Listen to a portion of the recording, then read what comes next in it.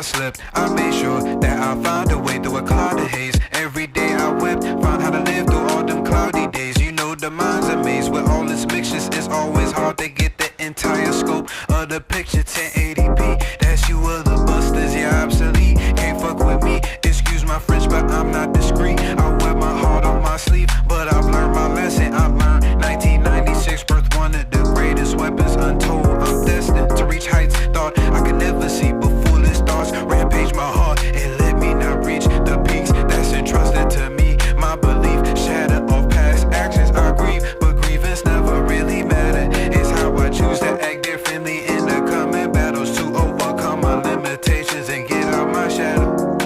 But it's hard to wade in this water, but it was never shallow. Fuck it, let me get the paddles. Fuck that now, let me get this castle. Fuck that now, let me get this battle.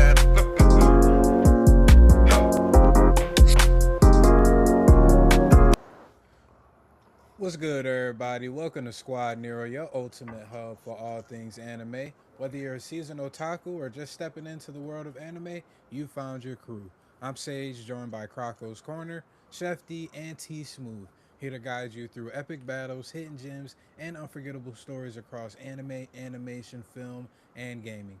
Tap in each week as we break down the latest, debate the hottest takes, and celebrate the culture. Make sure to please like, comment, and subscribe. And now, let the anime journey begin. Also, hit that noti bell too, just so you get notified. Tropical Dingo came in here. Hey, appreciate you for stopping on by, kind sir. Appreciate that. Yeah, Episode 108 for today, y'all. Y'all already know how we get this started. How's everybody doing so far? Happy Father's Day to everybody, all the fathers out there too. Yes, sir. Happy Father's Day, y'all.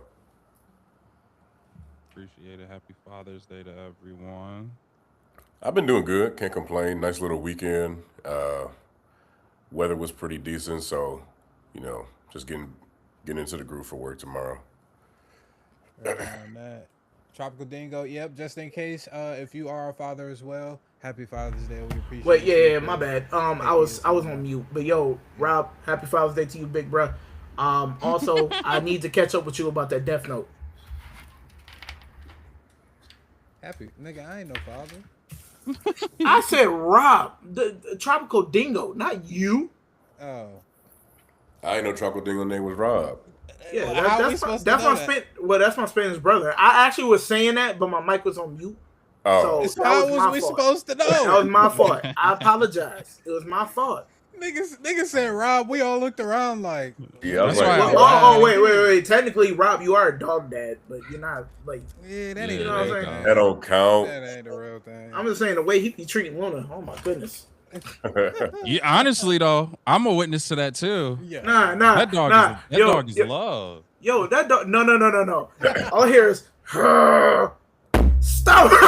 Yeah. We going crazy Facts. too, Yo. sometimes. And it just Yo. be the folks downstairs just opening up the door and closing it. Now she going crazy. Nah, what kills me is that dog knows me. I met that dog when it was in the litter when it was born. Like I know that dog from day one longer than Rob. That dog smell me and still go. She could smell the trepidation on it. The trepidation. Wow, this man using big words. Yeah. Okay, scholar. How about you, Crocco? How you feeling? Oh, good. Tired. I went to a unique style wedding. It was a Christian wedding, but it was a Mennonite wedding, and it was really cool. It was cool though. Like I liked it because they all of the stuff that we kind of like make a big fuss over in terms of vanity, they don't do any of that. So it was almost like going to like a meditation session more than it was going to a wedding. Oh. And I was like, I kind of like this. All of the fancy stuff cut out. You just like almost one with nature, and then you pray and whatnot. You was so outside? that was different. Kinda like it was on the outside, outside? yeah. It was a beautiful day too. The sun was like piercing through the tree line and whatnot. I was like, oh, this is the aunties tried to different. hit on you. No, it wasn't anyone like there really. No, it don't work like that with them. It's like Amish Work folk. like that You with gotta them, think. but it's always You gotta think always like that going one. to a Amish Niggas It's folk. always that one. No, it wasn't anybody like that there. You can't. The rules is mad different. Oh, No. really? It like I said, it's almost like Amish, so it's not the world totally Never mind. different from our world. It Yeah, ain't. yeah. That's why when you It, said Mennonite, I'm like, why he asking about aunties? yeah, I they don't, I don't. don't know about Mennonites. I was just asking. You do like this. It's different. It's deep, but it was really nice though. I really did have a good time there because it was honestly it was actually like going to church. Like if a wedding felt like going to church, which I know sounds boring probably to a lot of people, but it was a good spiritual experience. See, that does sound cool. When you first started talking about this, I was like picturing midsummer. Yeah, no, it wasn't like that. Okay. Even though I say this though, Yeah. I could see where it could get to that, but maybe that's like Amish. Yeah, okay. You I know what got I'm saying? But it Uh-huh. does have like the aesthetic where it's like, ooh, if this was a couple steps, this is a couple more steps, I would be a lot. I would think I would be terrified. Right now, this is peaceful. No, I got you. I got you. Yeah, but that was cool. I did that. Outside of that, my answer really similar to D's. Just like I'm just getting ready Stop. for work, Stop. more or less. Like we just had this mean change up at work, Hmm. and long story less long, I got like 4 hats that I gotta work right now, and that's I don't know how I'm doing it. I did pretty good the last 2 weeks, but we gonna see how it go from here. Yeah. Keep that mental health in order. That's for Right. all of Taking the time fans too off. and everything. Yeah, take that I time told my off, boss in brother. advance that once this stuff get settled, I'm taking a vacation. I gotta go. Yeah. Right. If you want me to keep doing this shit, I Yeah, bro, because you gotta need this remember break. too, I'm still a student, so it's like now it's gonna be 5 hats Man, I need a come break. next week. Yeah. Cause I got summer school. It start next week. Okay. So I'm like, bruh. And then as soon as I'm done with school, I'm hoping that everything has calmed down enough where I could just be like, all right, I don't have no really like big responsibilities at this university right now. Hmm. Let me go. A lot of people's birthdays coming up and stuff too. I gotta do Balance better, and work everything. has been what's making You it the difficult. words. Yeah. The birthdays back to back to back. Oh, Yeah, dude, it'd be tough, but it just be how it is. It's like, all dude, right. it's a lot. Yeah. Well, appreciate y'all yet again, gentlemen, for stopping on by and talking about all these topics that we got up. I know this wasn't a topic that we had in the honorable mentions, but I don't know if y'all have seen recently about Microsoft closing some studios, some gaming studios. No. Supposedly at a shockwaves, as Microsoft is reportedly considering shuttering several of its game studios and explores significant cuts to its business. I know there's a rumor that the company that was supposed to create that Blade game might get impacted by this as well, which had a lot of people assuming that we might not even get that Blade game. So Yeah, I we're had gonna a be on feeling the that was lookout for coming. that. Once, because I don't think I've seen any official information as of yet of those studios closing down. I think it's just reports. So once we get some solid information, and it could be out there, then we'll talk about it further. But let's get into the rest of the honorable mentions. You Real got a new triple. Oh, can I just want to make one little comment on that. So Microsoft side, they gotta figure out what they want to be. If they yeah, want to continue being in the gaming sphere, they gotta figure out what that's gonna look like for them. Because you got Sony, everybody else, Sony, Nintendo, they gonna keep doing what they do. So you gotta just figure out what you're gonna do instead of trying to mimic, like, and mainly Sony, but it can't be something where it's a mimic of that. It has to be where Yeah. you do something that pushes you in a different area. Not like how they did everything Mm-hmm. with the PC. I thought that was a step in the right direction, yeah, but it just probably needs a little bit more. they, Cutting studios though, yeah. They that need to sucks. have the same at least similar wherewithal that PlayStation, Sony has had at least. Because at the end of the Yeah. day, PC is still beating out these two, regardless. Oh, Right. of course. Nintendo, I'm pretty sure, is still beating out these two, regardless. Um, but you start to see with Sony that it seems like they actually care for the console exclusive games that they have, and they put Mm-hmm. funding, more and more funding behind those studios is what it seems. I mean, they could still be laying off people like Santa Monica. I wouldn't be surprised if they had layoffs recently. The creators of God of War. I wouldn't be surprised if Insomniac has had layoffs or anything like that. Sadly, that's a part of the industry, the gaming industry at this Yeah. present point in time. But it just seems like Xbox hasn't put the time into develop new IPs or also expand the IPs, or it's just taking them too long. Like I can't remember, what was it, 13 years since the last Fable game. Yeah. They could have been like did something with that. October 2010, 16 years since the last Fable game. Xbox hasn't been relevant since the 360 days. Really, for real. Yeah, Yeah. not really. That's the sad part about it. I mean, Yeah. I had an Xbox One, but that was just because the last PlayStation 4 got sold out right before I got there. So Yeah. it's like, And Was Rob the- was was saying the- he couldn't was the play X- with me on games. was the Xbox One with the PlayStation 5 though, or no? Xbox One was PlayStation during PlayStation 4 days. PlayStation Series 4, X okay. and S, that's That came on PS5. PlayStation 5. Okay. Yeah. All right. Yeah, but they haven't been relevant really since 360, and that's when they actually cared about like new IPs. You had your armies of twos. I don't know if that was console exclusive, but they had a lot more console exclusive. No, Army of Two came out for PS3 also. PS3 too. Okay. Yeah. Yeah, but for whatever reason, I just felt like them 360 days. You had the Halos. You had the Yeah. Halo 3, Halo Reach. So I'm Yeah. gonna say this. Yeah. Xbox beat out PlayStation during that time because of their UI, their party chats, and Yeah. you got what you paid for. Because PS3, yes, the servers were free, but you dealt with issues on the daily. I get that. I'm a Sony head, but at the same time, That's a it's like, fact. It's like, Yeah. I was gonna say, dang, yeah, that does make sense because mad people. but here's the fun part though. With Call of Duty though, PlayStation always had the leg up because I think they got the new maps 30 days before Xbox. Yeah. Okay. So they always had the leg up, but at the same time, it's like Nobody cares about Call of Duty like that anymore. they did back in the day though. No. They did that, No. yeah. I'm talking about right now. Oh no, I understand that. They trying their best. Honestly, I'm gonna be real with you. They tried their best. Once that trailer came out and they were in Japan, I was like, still not worth it.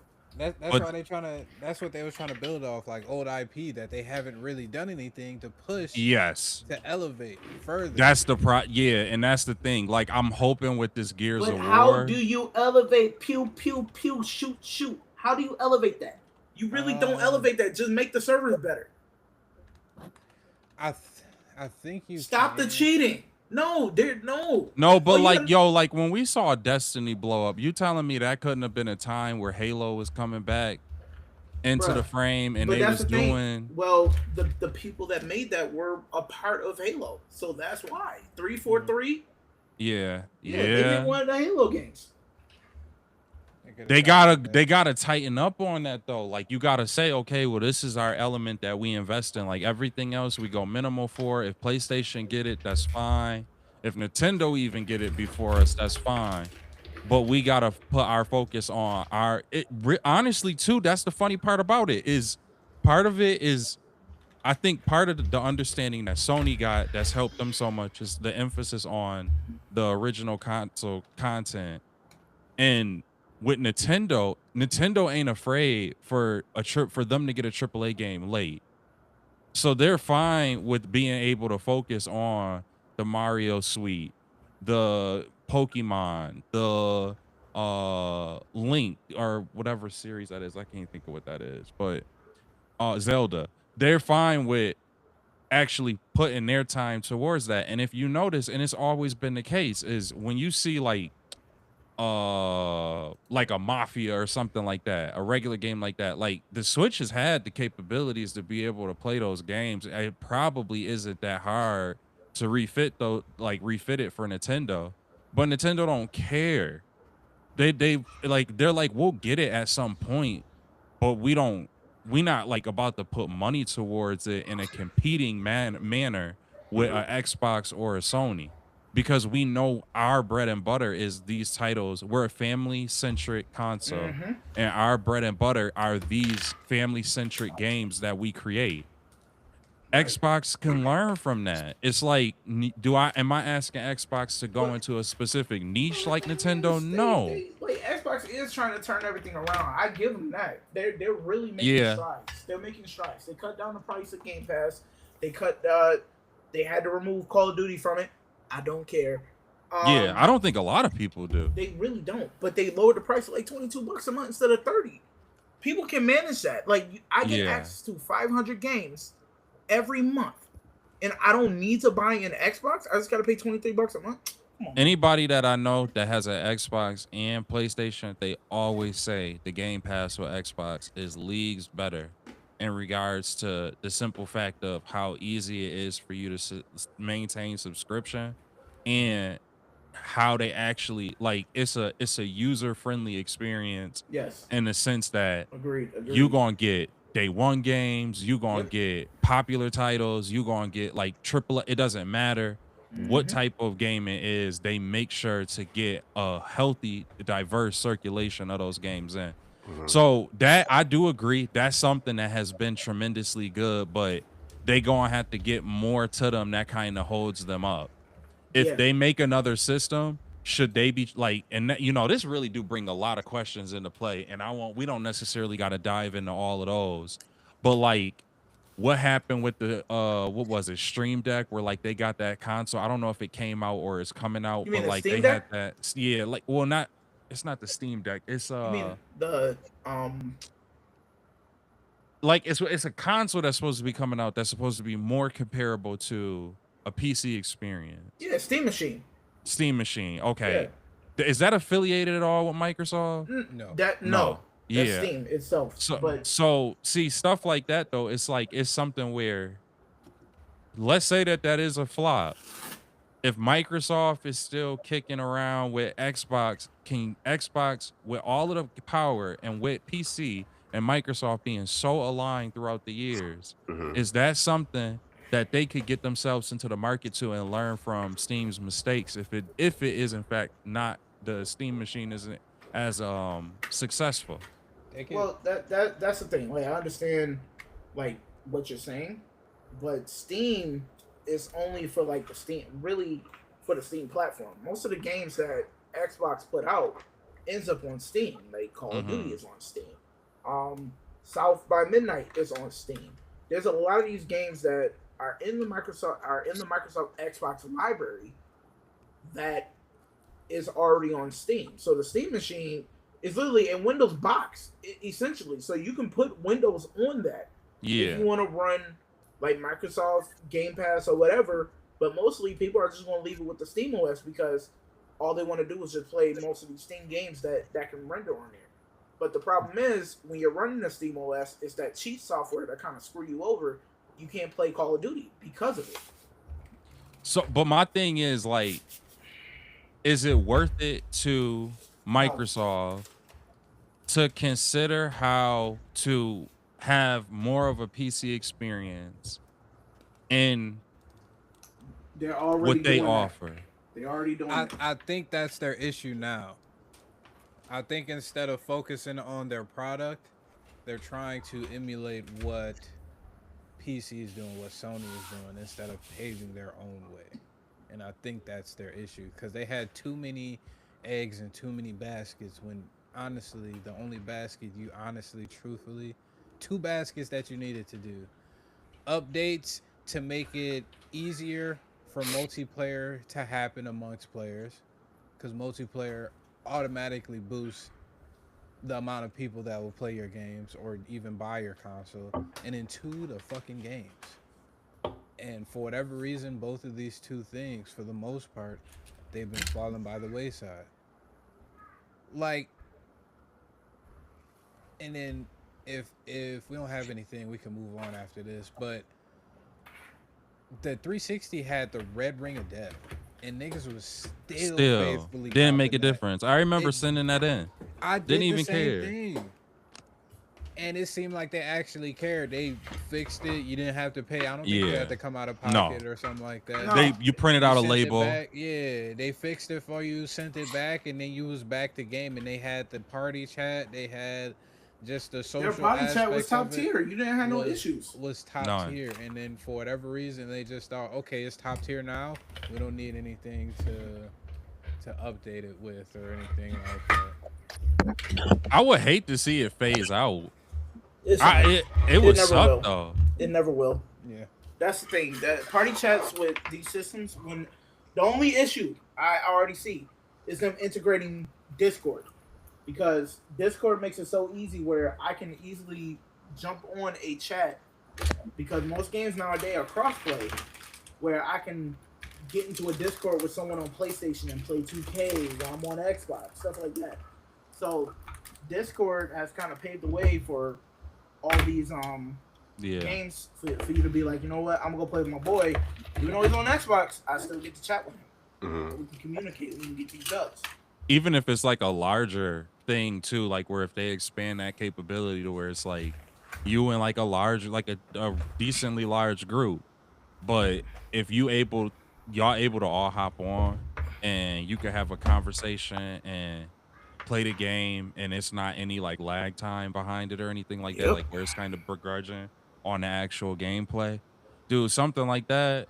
And they advertising like, yo, yeah, like you got a party with 50 people or 60 people in it on Discord. Don't worry about it.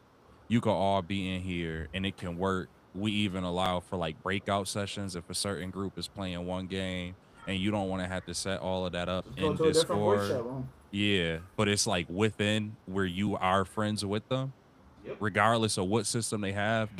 Going back to your point about crossplay, I think that there's ways that Xbox can put itself in a unique situation and scenario, but they just gotta like they gotta hunker down on it and just be like, all right, are we gonna do this or not? Because I think if they fail at it, then what's gonna end up being a problem is the system will go. If nobody buying it, it will phase out. Agreed. But people are still going to buy an Xbox. Some people don't have the bread for a PC, so they're going to still shell out the bread to get Because it's the closest you could. So okay, T, you know how I like horror games. Let me ask you this: Okay, there is shoot. an extreme number of horror games that I cannot play unless I have a PC. Are they available on Xbox? Like what? What games? Oh, like not like a A game or even less than that. Like let me see if I can find one. One of those Japanese games where horror games where it's like a people simulator, but it's like a different experience that could be looked at as being horrific. They got I can't think of a specific studio or game at this exact moment, but they got a bunch of games like that on PC. And I always thought about it with streaming. You talking about like games that are on PC that you can't play on Xbox and PlayStation and stuff? Well, yeah, exactly. Does yeah. Xbox have a larger way of Bruh, connecting they to just those added games? into the backrooms on Xbox. They just see, added that. that. That's something. And here's the thing that's winning: it's on Game Pass. It's on Game Pass. Like, bruh. That's a good. They just. I think I ain't gonna hold you. To me, I think them going hard in the direction of that. Now I know Sage, that's against what you're saying because what you're saying is they need to focus in on one thing, like crafting a diamond.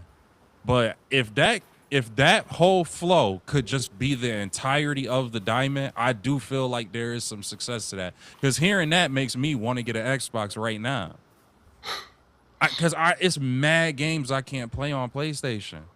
And I'm always told they on PC. And when I go to look it up, it had a little PC tag. So if Xbox is finding a way to bring those games in, even if they only bringing them in via Game Pass, that's enough to make me want to go get an Xbox and the Xbox's Game Pass. Yep. Feel you on that. Hopefully, Last point too for me at least. The studio's closing or being let go or whatever, that doesn't necessarily have to be a bad thing. No.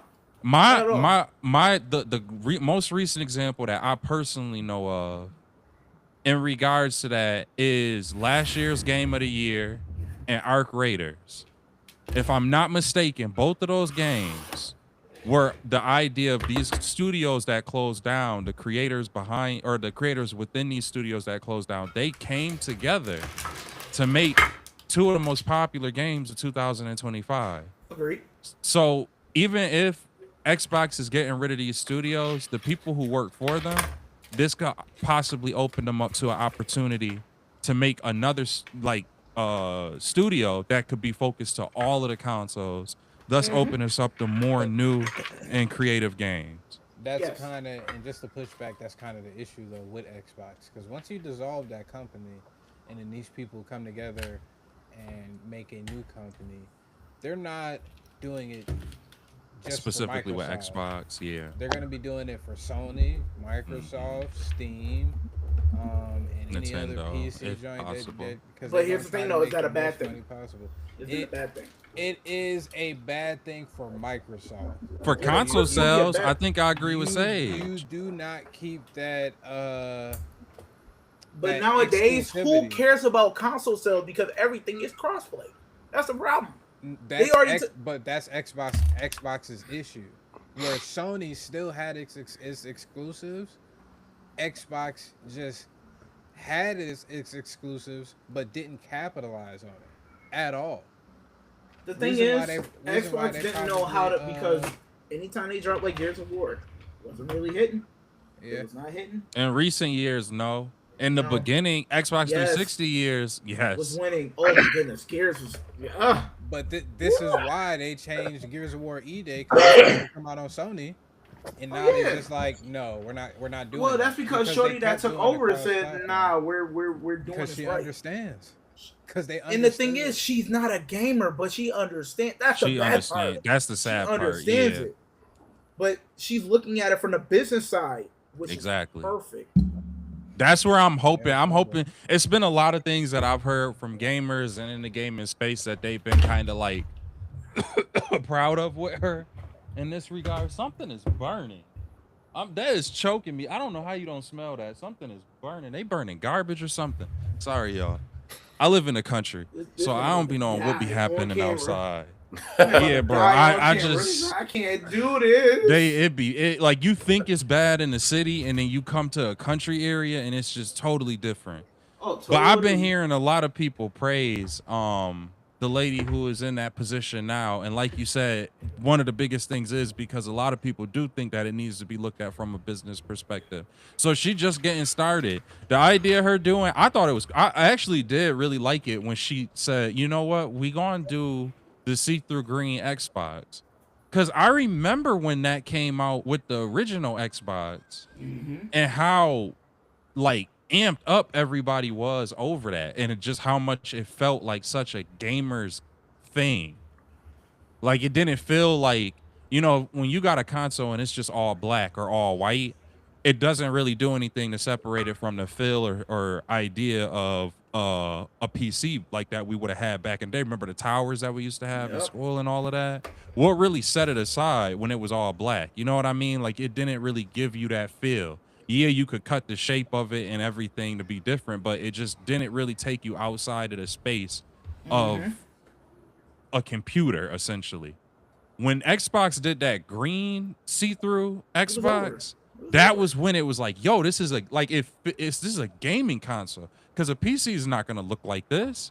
Yeah. So the idea of her from a business standpoint, being able to recognize that could have an impact like that back then, and then kind of capitalizing on the nostalgia of it now, that to me is something that I haven't seen from Xbox in a while. You pair that with like the idea of them doing better with subscriptions and etc. Hopefully they rebound. Hopefully I think they will. Yeah, I think that they ultimately will. They're gonna have to slow walk it and figure out what it is that sets them apart.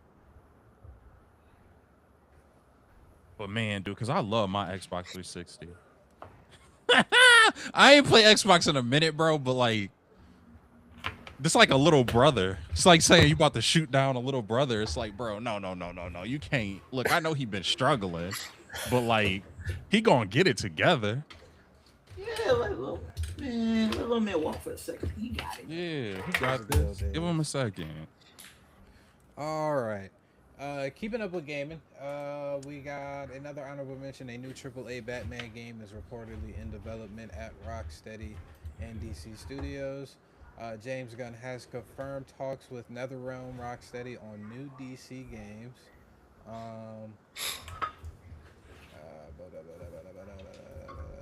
The world of gaming is one filled with potential for big franchises like DC and Marvel. It's become a cliche, but it is the medium that allowed Warner Brothers to market the Batman Arkham games with the tagline "Be the Batman." On top of obviously being a fun game or a lot of fun to play, they allow for new stories for these kinds of characters and ones that really engage the players. Batman Arkham really ushered in a brand new era for superhero gaming and paved the way for games like Marvel, Spider-Man, and more. A new Wonder Woman game is in the works, and we're still waiting for some other great DC characters to really get the superhero treatment. The Flash reportedly had a game canceled after the dismal performance of the character's recent live-action film, of course. But hopefully, the Speedster will get another chance down the road. As always, Warner Brothers always seems to be investing in Batman as a new game is reportedly in the works at Rocksteady, though details are scarce on the project and likely will be for a number of years. However, a big piece of James Gunn DC efforts revolves around a cohesive universe across film, TV, and gaming, which hasn't really been done before. All right, how y'all feeling about this? Another Rocksteady Batman game. I not really. I feel like there's other characters to prioritize, especially if they're talking about building this cohesive universe. I know we talked about this a few weeks ago, but with the gameplay trailer of God of War Lafe, it's like, yo, where's the Wonder Woman game? Or you can do a Green Lantern game, go Galactic or something, but it's like another Batman game is it's gonna be the same villains that we've already seen since the Arkham series, with same villains we see in Lego Batman. It's like, okay, only thing to be excited about is, like a new Batmobile or how he's gonna be fighting. Is it gonna be a different fighting style? Like that's it. But I just feel like there's just so much Batman. It's like there's so many more characters in DC universe that they have to prioritize somebody else at this point. I would not blame them if they said, "Fuck all the games that we got. Fuck that Batman game. Let's put all of our money behind a Flash and possibly a Wonder Woman." I think Wonder Woman. I would say Wonder Woman, but I think she's supposed to get introduced in one of these. I Yeah. think one of these two or three films, either between Supergirl. I don't think it's Clayface, but I think it might be Man of Tomorrow that's supposed to release next year. Okay. That she's supposed to have a cameo supposedly. If that is the case, put all your money on Flash. Put all of your money on fucking Flash, because it's the one character outside of Batman that we haven't really seen main character, or do a Martian Manhunter. You could even still do the Wonder Woman and do her background or something like that, or a Cyborg. I'm tired of the Batman games. It's cool. I appreciate Rocksteady for what they brought with the Arkham series, but we need something new and refreshing. I agree with Nino. Or Teen Titans. Damn. Teen Titans. Do a little Marvel's Ultimate Alliance. Steal a bit from them and then make that shit better. Fucking, they got the Avengers game that was dog water. I know for a fact Rocksteady could come in and make something a lot more palatable Yeah. than what Marvel's Avengers was, without the studio telling you, "Hey, make it a live service game," because we already seen how Suicide Squad went ass. Yeah, that was terrible. Just do it better. Do a co-op story. Like, how do y'all not understand what people want? A 4-person co-op story that's a multiple hours long story that you could do with your homies. You could play online, pick the characters that you want to play as. Like, come on, bro. Come on, bro. It's easy. Yeah, I completely agree with y'all. And while y'all were talking, I was thinking a little bit further on those points. Nino, you brought up the idea of like what we just saw with the God of War with Luffy, like what we just saw with that, now it's making me think too, this may be a little too, like if they are for sure going in a direction of Batman and Wonder Woman, this may be a little too late for them to be thinking about this, because why would, like, okay, yes, the like comic book world and fandom would be happy to have a Wonder Woman game. But from the gamer perspective, if I just had God of War Luffy and that game is on the heels of it, it just kind of feel like I would want a little bit more time in between it. What do you mean? Especially if it feels the same. Like if the play style and etc., the lore in the story of that game is Well, like, I see what you're saying, but like, I still think it'd be different because if it Yeah. was Kratos coming out and then we had a Wonder Woman game, it still wouldn't be the same in that same breath. You know, with Wonder Woman's game, I feel like it could explore the metahumans popping onto the scene because you still have the Greek mythology aspect with Wonder Woman. But if mhm. you're going to explore DC's metahumans in the game, I think Wonder Woman would be the best place, seeing that she would be old enough, depending on how they age her, to explore when metahumans first came on the scene and you know what she would have to be going through.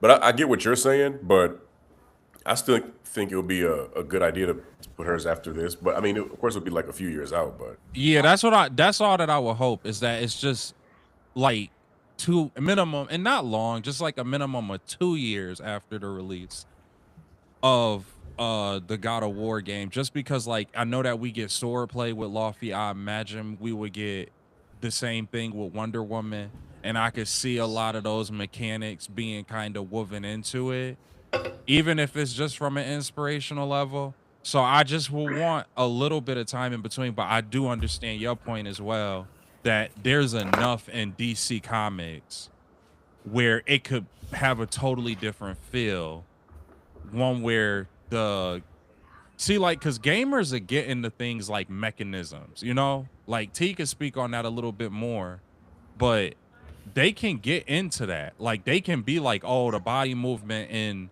this is no different than the body movement, or the dodge reflex or whatever. They compare it, the gamers, just the gamers, not again, I know that anybody that's a comic book fan, if they saw a trailer at a Comic-Con or something like that, they gonna be excited and going, that's gonna be a day one game, very They'll similar be to excited, but they'll Wolverine. still have their qualms. It's just here's the thing. Oh, she doesn't move like the Wonder Woman we know. There's always gonna be that one person that does that nonsense, and it'll be utterly Yeah, annoying. Because and we can I all just say, "Oh, we're not getting Kratos." and I was gonna say I see Niles' point because he was saying like, would it be too similar to God of War Lafe? But that's only because it's Well, but that's the thing. a Will woman it be lead. too similar to a Batman game? Like if they're doing it like true. Rocksteady, Not like just that. Again, that's a good point. Not just Luffy, like, because gamers are gonna do that. They're going to compare it to the mechanics in another game. it That's won't why do you kind well of got to unless be Batman's like careful. the major focus. That's the problem. I That think is the problem I at the end think of the they day. would have more freedom in a Wonder Woman game because there hasn't been a precedence, a previous iteration of a Wonder Woman game before, so they could start anew. And Yeah. then I think her movement, even though Luffy was technically a god of war, Wonder So she's Woman's not a. movement Oh is yeah. just a little bit quicker. She has a lot more in her arsenal, so to say. Um, Me personally, that I would think like Luffy, I think would be a linear single player game where Wonder Woman you could have it more so be an open world type of game, just like Arkham Knight and all of that jazz, but have Wonder Woman going from place to place in the world type of thing, doing her thuggish and flying or whatnot. Yeah, I do agree that I do. Some, like if DC was smart, they should, like, more games should go into this more like open world. Mm-hmm. Like why? Because y'all, another thought that came in my head while y'all were talking about this, it was brought up of like Teen Titans, right? Why couldn't Teen Titans be like a Monster Hunter style game in the sense of like you could play with your friend. Like you could have it where it's like a solo mission where like maybe you starting out playing as Nightwing, but other people can come in, and that's like in the comics where maybe Nightwing discovers something, right? But then this is a Teen Titans comic, so we know the Titans is coming as well. You have it where the Titans actually could join in, and in Monster Hunter, you still get like uh computer characters that join you too.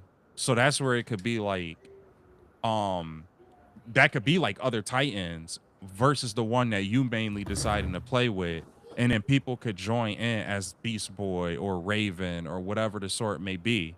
And then when you got to fight this big bad character, it's not something where it's just like real quick. It's something where you're going to have a little bit of difficulty to it. Your friends might have a little bit of difficulty to it. And you could either join in and help them or you could face it on your own. That was a new experience for me when I got that in Monster Hunter. I'm sure, people, those out there that play games way more than I do, that wasn't That's their first taste of it. But I loved that. I loved it. but the thing is, they just did that. That was with what was the game, Rob? With the Suicide Squad. The Suicide Squad. Yeah, but Where it you was can just jump in. bad. It actually it wasn't that bad. I got to play for it. I got to play it for free Hmm. because Epic Games gave it for free.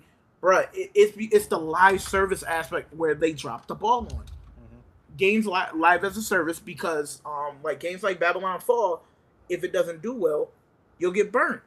If it doesn't do well, you get burnt. And Uh, I mean, there's a lot of other factors that can make a change in that, but they just got to make sure that they come in right with a solid product because you could just throw if you know it's a good game, it's been tested to be a game that should perform well. You could throw super marketing on it like that. I don't see any problem with that. Sometimes I think like not just games but entertainment period should put more marketing towards things that they do believe is really good. Like I know that this was a big topic of discussion with Wonder Man when it was coming out, where a lot of the promotion got pushed to like late fall into the winter season. And it's like, well, for this to be as good as it was, why weren't you marketing this more? I do agree that there are times where if you test it, there's ways where you could test it and get an idea as to whether it's good or not. Don't go with just yes men. Like we see mad people in the comic book industry who, no matter what, if Marvel or whoever called them for a test screening or whatever, they gonna say it's the greatest thing since sliced bread. Don't get people like that. Go get real people who could give you real insights that regular people would have. And if it tests well overall across the board, market it. Yeah. Market it. The same thing with games. Like just they can market if it's a good game, just market it better. But you gotta know that it's a good game before it gets out to people's hands. I'm really starting to get random side now. I'm really starting to get scared about the overall DC universe and how interwoven they want all of their stories to be across the media formats. I feel like right now it's easy to do because it's still fairly new. The DC led under James Gunn, but at some point in time, it's gonna be a lot of shit going on. You still got Matt Reeves Batman. You still got his universe. Still haven't dropped the main iteration of the Justice League yet. Like, once that happens, and it's gonna be a whole lot of content that's just being released, will it start to create that same type of fatigue that Marvel started to have, where they was just dropping content, and with James Yeah, Gunn no being matter able to what. oversee and put his little stamp of approval on each one, when we know what's his face Kevin Feige was having an issue doing that, and that was just with Himself, films yeah. and television. Yeah. Now he's trying to Yeah. add game into it too. Like, brother, I'm getting scared. If anybody's capable of doing it, I'm pretty sure James Gunn is capable of doing it. But I'm getting pretty scared for them I would say there are people that are capable of doing this, but not somebody who's as into themselves as James Gunn. now. Because I feel like when you start incorporating your dog to look like, Superman's dog, that's not what it looks like, and then saying this is what the trailers look like where I grew up in Mississippi, but it's like, yeah, but you're not Superman, and then you keep putting your like, cool, you want to add your wife and your brother into movies and TV, it's like that's cool, but it's not really serving a purpose in the DC universe. And it's Not at all. he's doing so much where it's like, oh, look at me as James Gunn, I can do this and that. Where it's like this isn't really helping the universe at all. Starting the universe off with Creature Commandos and Peacemaker, and then saying Blue Beetle is part of this universe, and you have this Superman movie, and then Supergirl, and then you have these TV series coming out after you announced a whole slate, and we only got like three things confirmed from that slate. It's Hmm. like you're promising so much and trying to do so much. It's like this isn't really a well-oiled machine yet. It's not even a working machine yet for him to be doing all of He's this. putting a lot of cogs in that Yeah. machine, not knowing if it's gonna fit properly. Yeah, I do agree with that. I think that, and I do agree with Sage's concern for that simple fact. I feel like he should have first he should have got the team together. DC has not seen this done successfully yeah, ever. I don't know if in the board meetings or whatnot that was addressed enough. We need to make sure that we understand the biggest thing that is our issue is that we have never been able to see this done successfully. So yeah, before we start to promise too much, we need to get who are going to be our creatives that we look towards, who are going to be the people who either help go get. It's kind of like a football team, right? yeah, Like a football team got a head coach, but a football team also got a defensive coordinator, also has an offensive coordinator, also has strength conditioning, also has scouts. Like you need all of these things to come together. And Kevin Feige, he was trying to play where he had multiple hats, but in recent years, we've seen how he scaled back.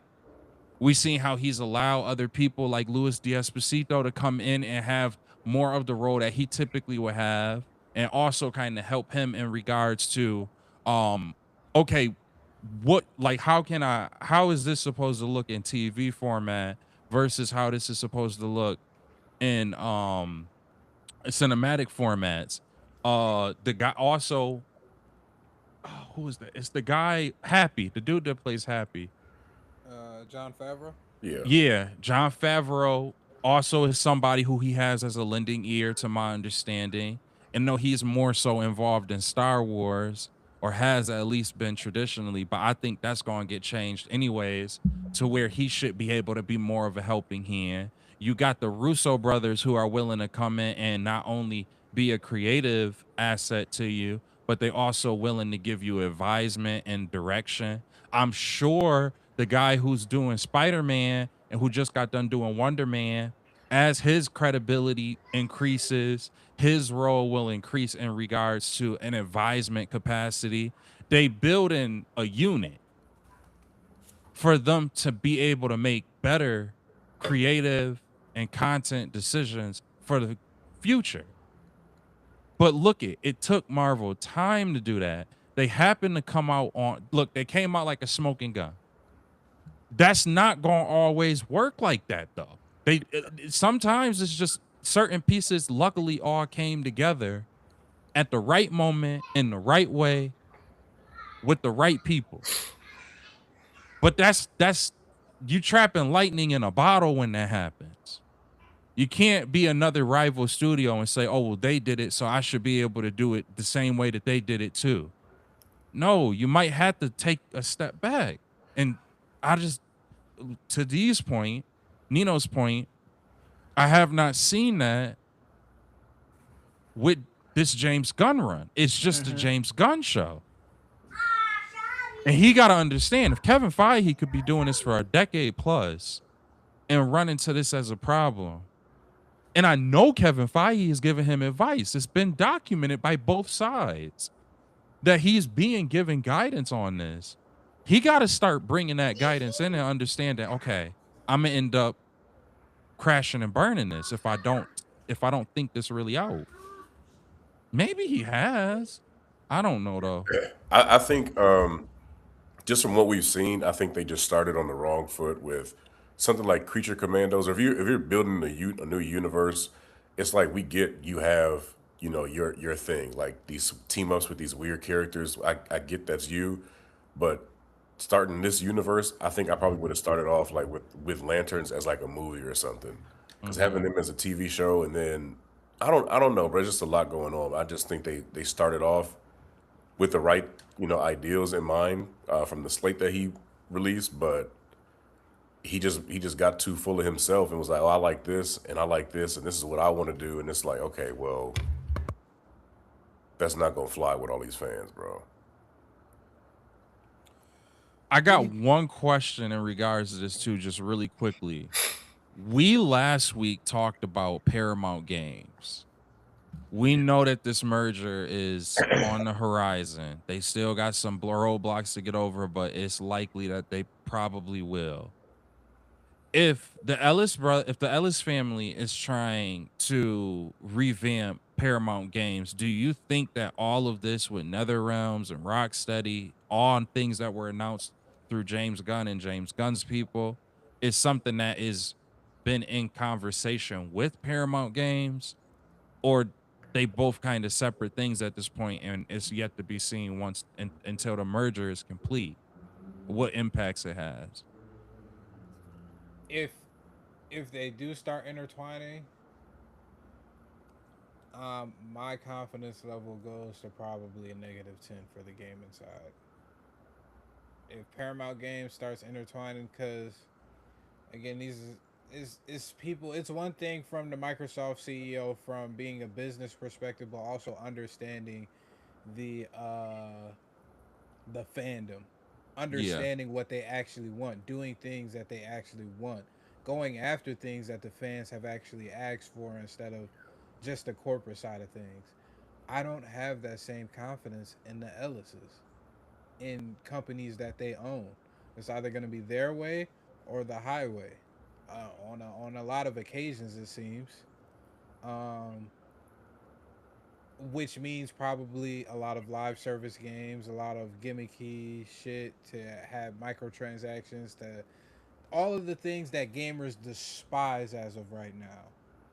And then you combine it with something that people love so much, like DC Comics, they might do what an Xbox did and send all of their fans over to PlayStation. Send all of their fans over to Marvel. Y'all gonna keep fucking with DC like this? Yeah, Why would I even give y'all my money? When I know at least Marvel has heard what we said and are actively trying to do something. Now I might not like it, but at least they trying. Y'all niggas gonna be dropping live service game after live service game, expecting a nigga to drop $70 on it on a new game every time it come out.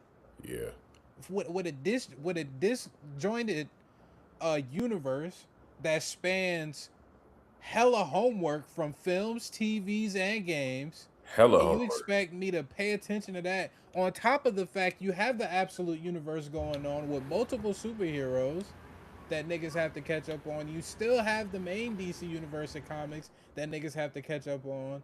It's just so many things. Yeah, It You're gonna burn people out, especially in this day and age where people just don't have the attention span to be able to sit down and give hours to something that they care about or something that they love. It's just a recipe for disaster, I think. I don't mean to be doom and gloom, but Let me shoot him a little bell, even though that's extremely hard for me to do. Um, we Paramount did, in a sense, do the very first thing that you said, which was not ignore the things that the fans want with the Paramount game announcement. Because with that announcement came The Last Ronin, which is something that fans didn't want to see get axed.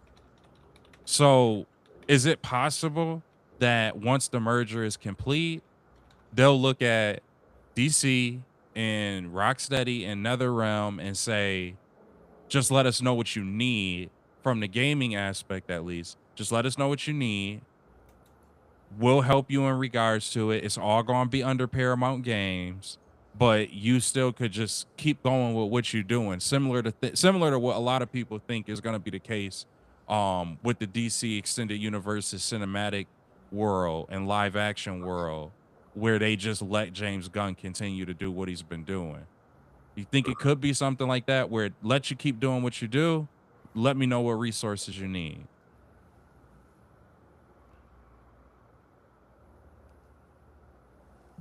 It's hoping. I know it's very hopeful.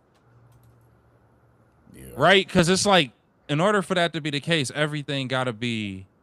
That would mean that like the Ellis family and the investors in the Paramount Warner Brothers merger, like, are really just on the same page and want the same thing and make sure that we keep everything predicated in the fans and etc. And it's really hard to believe that that's what they're going to do.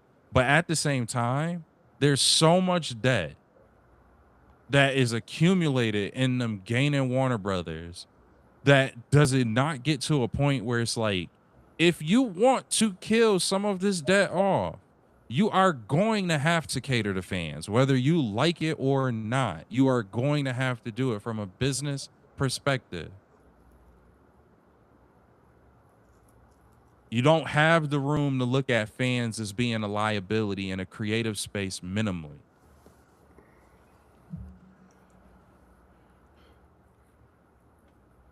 I don't know. It's like I hope that they thinking like that, but I don't have any reason to believe that they thinking like that. These rich niggas these days I don't think none of them thinking like that. I Them don't, No. yeah. or James or James Gunn. That's Or gonna James Gunn. Yep. like when the next topic come up. I was about to say something about that. Yeah, might as well segue right into it. All right, next topic. Next honorable mention. We got Peter Safran sticking with the DC label. Peter Safran announces that the Jimmy Olsen Gorilla Grodd series will be shooting this year. Also confirms the Brave and the Bold is happening, introducing Batman into the DCU. How are we feeling on this, folks? You know, you need to Terrible. say it is separate. They are separate. They're Yeah. The way separate. you said it is Jimmy like Olsen they're and they're Gorilla together. Grodd, they're separate. Yeah. Honestly, it is what it is. I'm gonna be real with you. We're not ever going like DC. The last DC like show that did really well was Penguin, and we're never going to get another Penguin since they're not doing a season 2.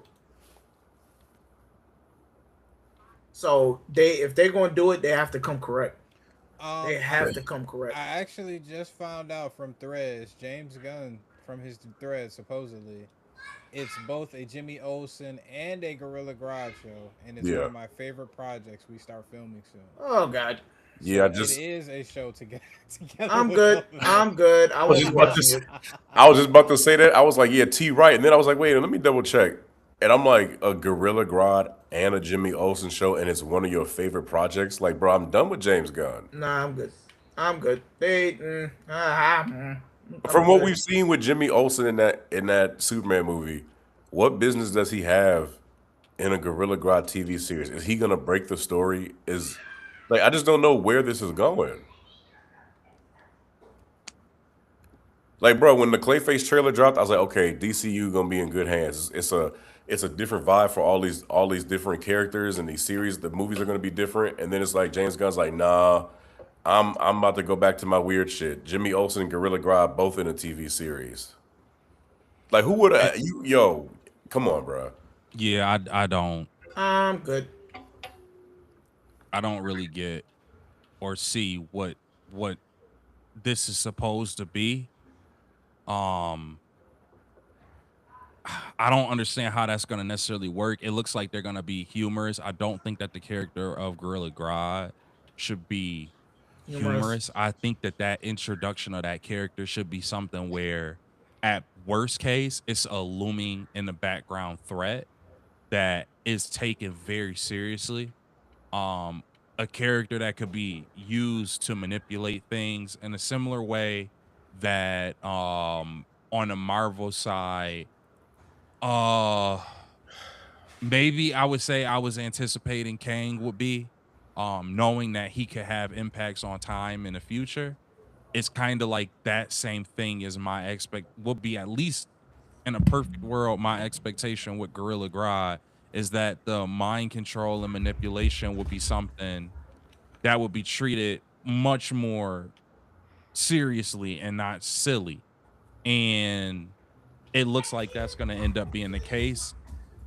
there's I don't know, like James Gunn got a lot of fans that's been willing to support this silliness. I don't know when that gets to a head, and the problem is the fact that like it's just been supported and supported and supported and supported. Yep. It's leading to him having more confidence in it.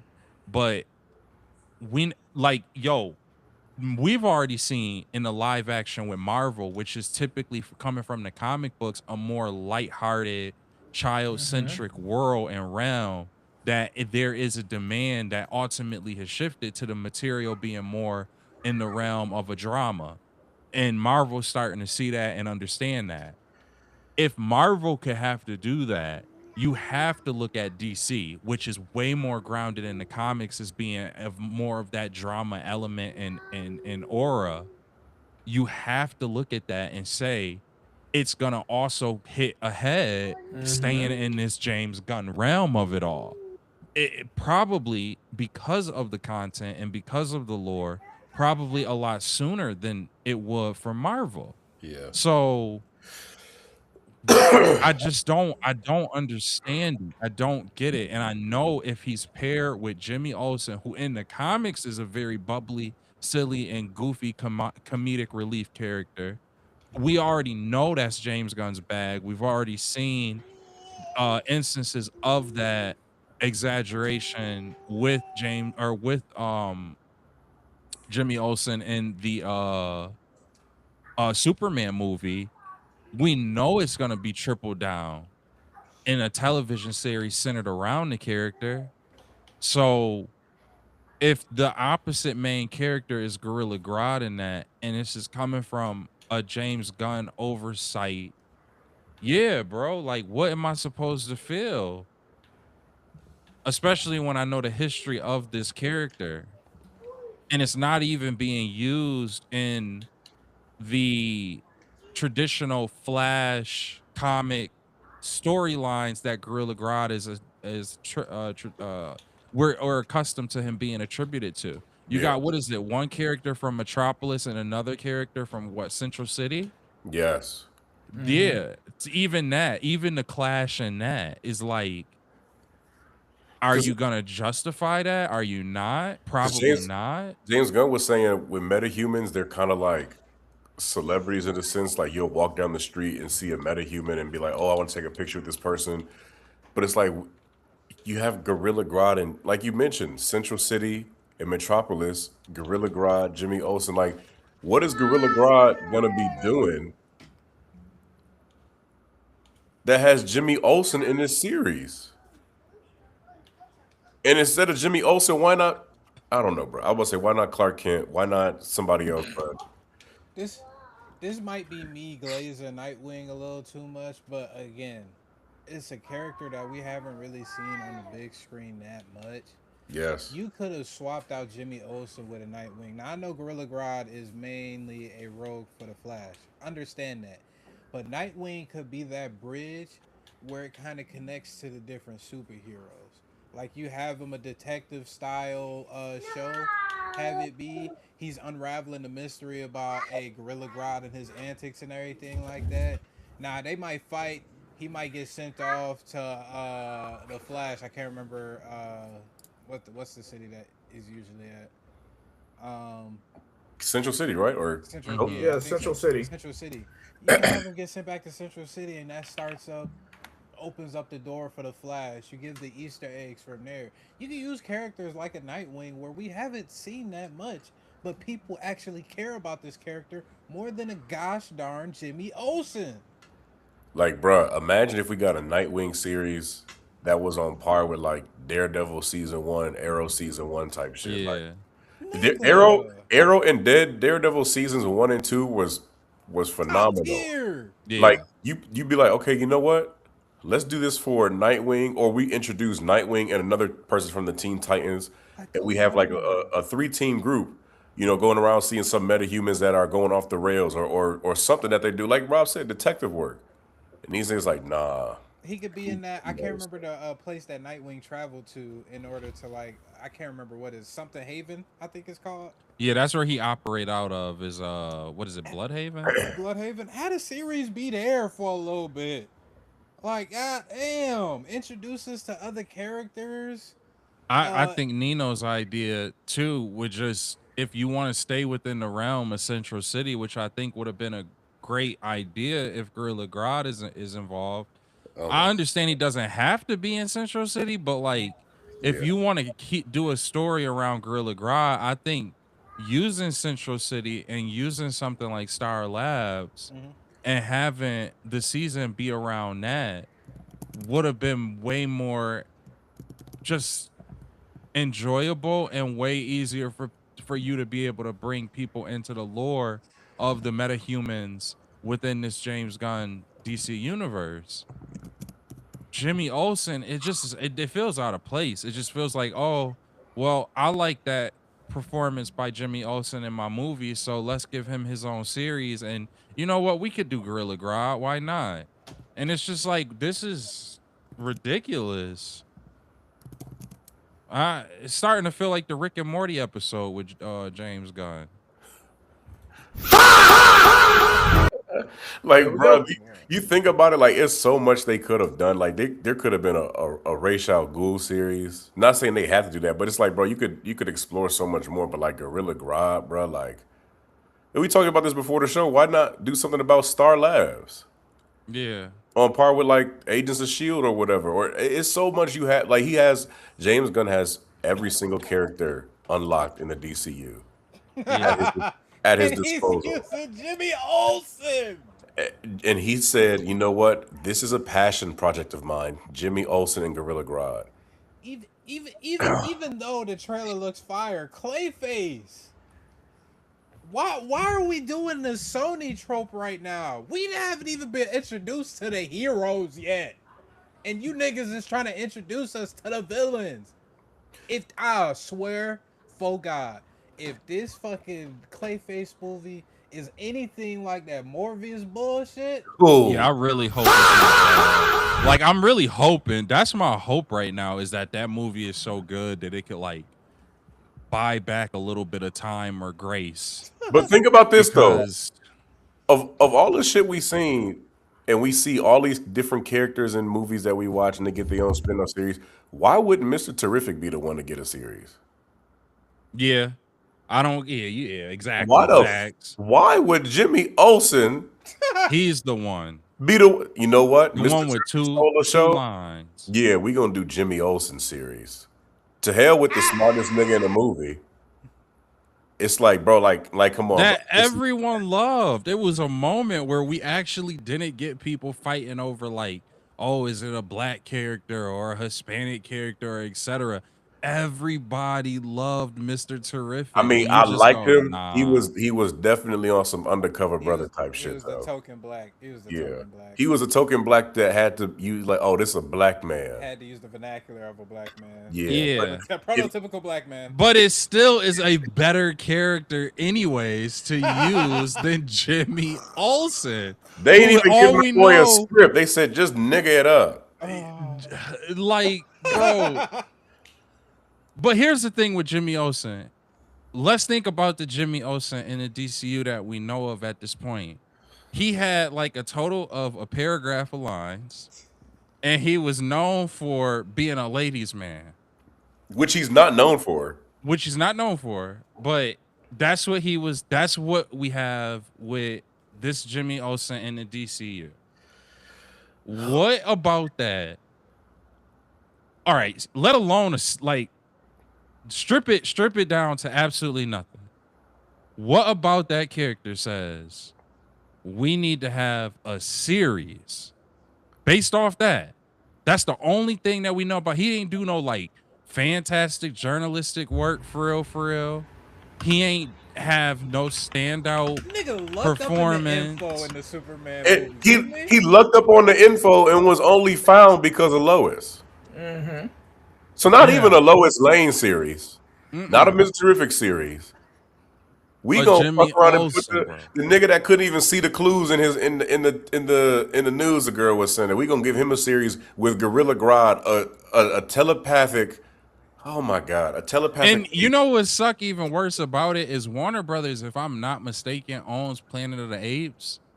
You could have did a fire Gorilla Grodd series alone and just go get some of the people from Planet of the Apes. You didn't even need to have a Jimmy Olsen. That's that James Gunn. See what I'm Because you saying? could have just made it. You could have just made it a Gorilla Grodd and said, you know what? We own Planet of the Apes. You see what I'm Let's saying, go bro? get.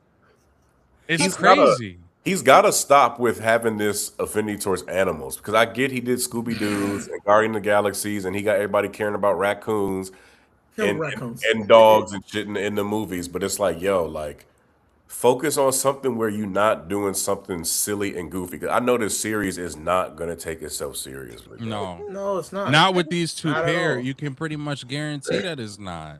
Like this is like this is like us using our game time as a randomizer and be like create a DC series and you get Jimmy Olsen and Gorilla Grodd. Be like, oh, this is Yeah. stupid. Honestly, This is you this like is damn, the Power Rangers. you like how the fuck I get Jimmy Olsen and Gorilla Grodd?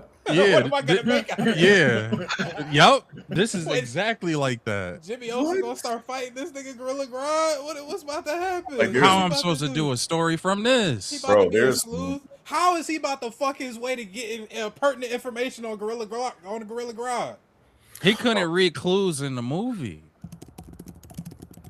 He gonna start doing. and he about bestiality. the. So he gonna be the hero of the day against On a full six- superpower. Yeah. against on two legs, 6 foot, like 8 foot, 400 pound With mind manipulation powers. Nah. And he can't Unless- even read context clues. Unless Gorilla Grodd transfers his consciousness into Jimmy Olsen or is mind controlling him in this series somehow, I can see maybe that makes sense. But with James Gunn saying this is both a Jimmy Olsen and a Gorilla Grodd series, they're about to nerf the shit out this primate. Yeah, bro. I don't even know. Yeah, bro. It's looking bad. It is. This is why we Overall, be scared, it's bro. looking bad. Like we get flashes. Like I know that y'all didn't like Superman that much, but like Superman was okay. Like for me at least, Superman was like, all right, like it's quirky, it's different, but I can understand why there was a larger number that kind of gravitated to liking it. Okay, Supergirl essentially is just gonna be part 2 of that. I understand that, but we do know that we had success with it with Superman. Why not see if we got this follow-up movie? We got a lot of the same. We filmed around the same time. Let's just go ahead and get this out of the way, introduce some more characters in a silly, quirky way. Cool. Clayface, I'm like, okay, this looks like the groundedness of the DC universe. All right, I'm rolling with it. Lanterns, yes, I know fans are picking it apart and whatnot, but it does seem to have a more dramatic, grounded element to it. Okay, so we 2 for 2 right now. So I can deal with that. It's like 50% is this, then the other 50% is that. But the problem with me thinking like that is that the reality is that isn't the full picture.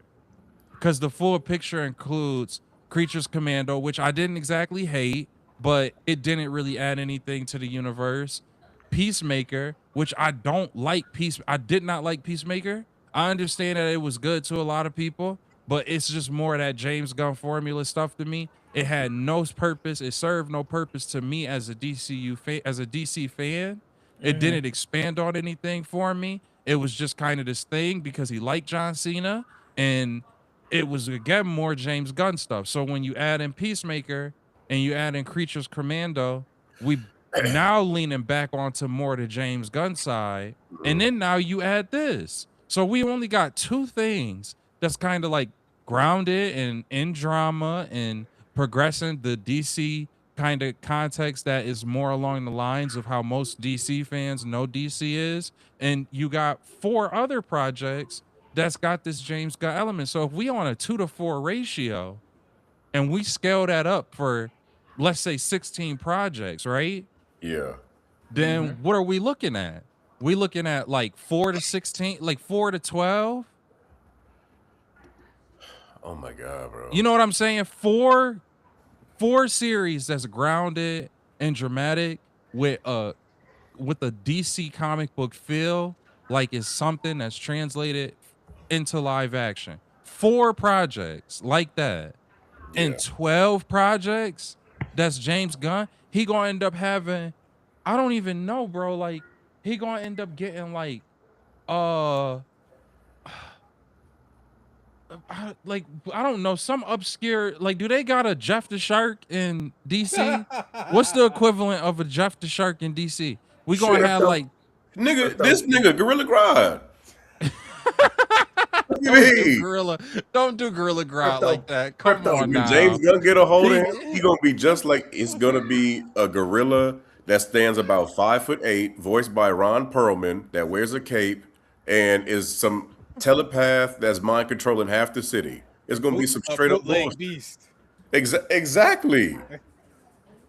This is it's imagine 8 more of those. yeah. Bro, James, yeah, I think James Gunn needs to take a break from the directing and just like help produce because if everything he touches is gonna have an animal or some type of alien in it, so help me God. Keep, I keep, think it just got to be like, yeah, like it's got to be like a very loose produced though. Like it can't be on the same level as a Kevin Feige. It's got to be like, all right, bruh, I know your track record. I worked with you before, or we worked on the same studio lot during, and I know the type of the work that you put in. Your bag is horror, or your bag is drama, or your bag is whatever. Go on, do your own thing. And that's what I'm saying. With Clayface, it felt like we were getting a little bit of that. And though Supergirl has a different, it's not James Gunn that's directing it, and it's a totally different director that's doing it. You could still tell that this had a ridiculous amount. You could tell that that had a ridiculous amount of James Gunn oversight. So if he gonna have an executive production role, he got to know when to pull back. I was gonna say we do have a Jeff the Shark in DC, and we've seen him already in King Shark, so we already know what the fuck Oh James Gunn yeah, about to do. we gonna have a King Shark series. I think a lot, and I'm probably telling you a lot though. of folks that watch the shorts or the reels and everything like that gonna be like, these niggas hate DC. No, I think it's just the fact James Gunn seems like the type of nigga where he was in the Mr. Terrific audition rooms and he was like, who's the nigga that can sound like a 60s, 70s black barber? Let's hire him. And I think that's the issue that we got with James Gunn as of right now. The nigga is just too cliche, my nigga. It's all over the place. You getting characters that don't nobody ever asked for. Nobody ever asked for a Jimmy Olsen fucking series. I don't give a fuck if he was the supporting character. The only time we cool with Jimmy Olsen being a supporting character is in a Superman film. Not with fucking Gorilla Grodd. I can already see it now. It's gonna be we're gonna get a cameo from Lois and probably Clark, and then it's like I need somebody to run on this story. They're gonna be unavailable. They're gonna send Jimmy Olsen, and it's gonna turn into some bullshit that he's like, "How did I get myself into this?" How can I fuck my way out of this? Yeah, how can I fuck my way out of this telepathic primate who can take control of my body at any moment? But why would he be the one? That's what I'm saying. Like, Because how do you Lois and Clark are ground? not gonna be available. It's gonna be some shit where it's like, Nah, bro. It's but bro, still, it's watch. not ground. It It's like that's still crazy though because it's like Gorilla Grodd in the comic books is on like I'm trying to conquer the world time. He yeah, not, but bro. maybe He he's not shouldn't be starting off. worried about. He shouldn't. In no scenario should he be worried about Jimmy Olsen. But I'm saying Nah, he's he that's shouldn't. the thing. He's probably not worried about him. But look how negligible that fucking newsstand was run by that black nigga. They had two black niggas in that movie acting like niggas. We said, Lois, where that helicopter at? It's still on the roof. Jimmy, Lois and Clark can't make it. Go interview that monkey. That's exactly how this shit play out. I want to Y'all know. laughing. That's exactly how he I want to talked know more exactly about like that that monkey. movie. Jimmy, Yes. I want to know more about that monkey. I got Like, you a bro, flight book. Why they all think of how sound like silly it is 60s, to have 70s I Perry said, I got Perry that White flight book. walking around a news building with a cigar in his mouth that isn't lit all to the keep it in time. his mouth during a helicopter scene. This is just bullshit. James Gunn didn't care. No, didn't seem like he did. So Jimmy Olsen's gonna be sent off to do some bullshit, and then it's gonna turn out way bigger than he imagined. I promise you, if they do that fucking storyline, was it? I can't remember what it was. It Man of Tomorrow. I can't remember. Fuck. But it was when I think Superman was dying. He gave the little serum to Lois so she Yeah. could have she could have the Yeah. superpowers for the day. I promise you, if they do that shit for Jimmy Olsen in this series, No. I don't see them you doing might that. be cooked. You might be cooked, sir. Cause I'm gonna be pissed if that happens. Because that's the only way he doing anything with Gorilla Grodd. Hey, Honestly Jimmy, though, like, bro, it's a gorilla, even without powers. Yeah. You take man But without powers his and thing put is him up against gorilla. Gorilla Grodd's thing is mind control and consciousness transfer. So if they do this series as of to show how dangerous Gorilla Grodd is, and like he takes over Jimmy Olsen's body heading into the next movie, it's like okay, I can understand that. But then everybody in the audience is not gonna know that. But if this series ends with Jimmy Olsen defeating Gorilla Grodd or getting him caged or locked up, we're gonna have some serious problems with this DC universe. Not yeah. Yeah, it's gotta be. I agree. It's gotta be one sided on the side of Gorilla Grodd. Oh my! And it just happens to dive into more of who Jimmy Olsen is. Yeah, I completely agree with you. It has to go that way. who It didn't win has. the The Oscar? only option is that it has to go the way that you just described. But And to why your it would still be a Jimmy Olsen series is because throughout that process, it would still be an opportunity for us as viewers to learn more about this Jimmy Olsen while these events are unfolding with Gorilla Grodd controlling him. But the thing is like, is Gorilla Grodd gonna start off not as a villain, and is he gonna welcome Jimmy Olsen into his habitat with open arms, and then Jimmy uncovers something, and Gorilla Grodd's like, "Oh, I can't let you out with that information." This is just Rise of the. I ain't even Rise gonna of lie the to Planet you. of the I could Apes see it. 2.0. Yeah, I was just about to Planet of the say Apes I with could see it being powers. like that. Like okay, you know how in the Flash, the Absolute Flash, Yeah. how they got like the little monkey as Gorilla Grodd, and he's not an enemy, he's a friend to I can't remember what. I know it's not. I know You it's haven't not you haven't read Barry. up, have you? No, I haven't. Yeah, I nigga, haven't. you wanna take I- that back. Oh, I gotta read it then. Then I gotta read it. Then I gotta read it because it was cooking. It was I was definitely into it before, and I like that they did switch the characters' role. But anyways, on the topic it is, I could see it being a start like that, where Gorilla Grodd is not necessarily somebody who looked at as a villain, and maybe Jimmy were to formulate like a bond with him, but he took that bond too far as the series goes on, and it ends up being something where he uses it to ultimately push him into. So like think about it like this. Let's say if Gorilla Grodd were to be like a science, like a in a science lab, Yeah. right? And Perry sent Jimmy to do an article, simple article on what they got going on. Let's say it's Star Labs even that's doing it. And Perry sent Jimmy on to do an article on it. He goes and does an article on it. He finds it extremely interesting, and he ends up forming a bond with the Gorilla Grodd before Gorilla Grodd goes crazy. At the end of the series, when Jimmy get control of himself again and etc., the events that happen throughout the series allow for Gorilla Grodd to then leave the maximum security of Star Labs and be able to now become a larger villain, a villain that'll be primarily central to or primarily located and operant of Central City. It's very CW-esque in that script, but it I'ma be- may I could maybe I I'ma can be maybe let honest it with you. pass. It ain't no way you slice and dice this motherfucking story that will make this shit. Bro, it's gonna be crazy. I don't know. It gets worse on my end. I said, let me do some research to see where in Central City Gorilla Grodd has his base. He doesn't even live in Central City. Yeah, he don't. He just a Flash villain. This nigga is located in Gorilla City in the jungles of Africa. Yeah. So Yep. what business does Jimmy Olsen have in I the? don't know, bro. This is It's gonna be like hard. some.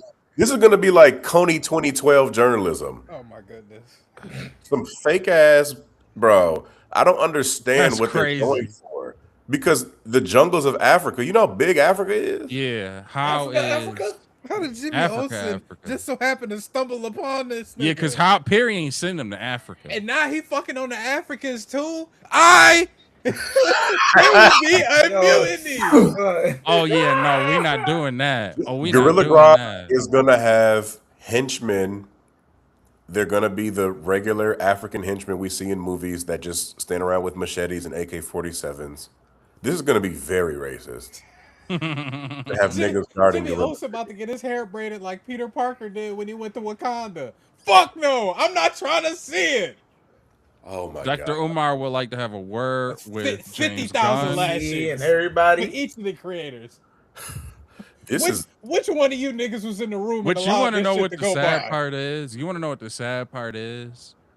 The Ellis family probably saw this and was like, Salivating. absolutely. Absolutely. they said green lighted. Oh god! Immediately. Roll it out as soon as green-lighted. possible. Can we make Sure. Gorilla Grodd a black man, or is that too much in this day and age? Does he Gorilla have to Grodd be- be played yeah, by does he have Coleman to be a Domingo? monkey? Right. Does he have to be a monkey? Is my only question. He could just be black, kid. I want to go for realism here. How about we just get Keith David? They are very God. You know who Boy, they really better- like a paycheck? Idris Elba. Let's get Exactly. him. A lot of niggas love him. Somebody, oh God, get Bill Duke. This is gonna suck for black people. Yeah, this ain't gonna be a good time. This is not the representation we wanted. This is not gonna be a good time. Then you got African women salivating over Jimmy Olsen. We had genius level intellect and Mr. Terrific sitting right at our fingertips, and they said, "No, give them niggas a monkey." Same old, same old. Oh my god. Run it back. This is gonna suck. But wait. There's more. He's still smart like Mr. Terrific, people. This will do But he's not irreparable dumb. damage. Yeah, this ain't. We're gonna not go giving good. you a dumb one, but he's still smart. You're just not getting a black man. That Dude. nigga about Well, to he's start still a talking black like man. a quartet singer. He better not be voiced by a black person. That's why I said Ron Perlman, because I do not want the memes flowing. I don't want it, Wait. Voiced by Keith David.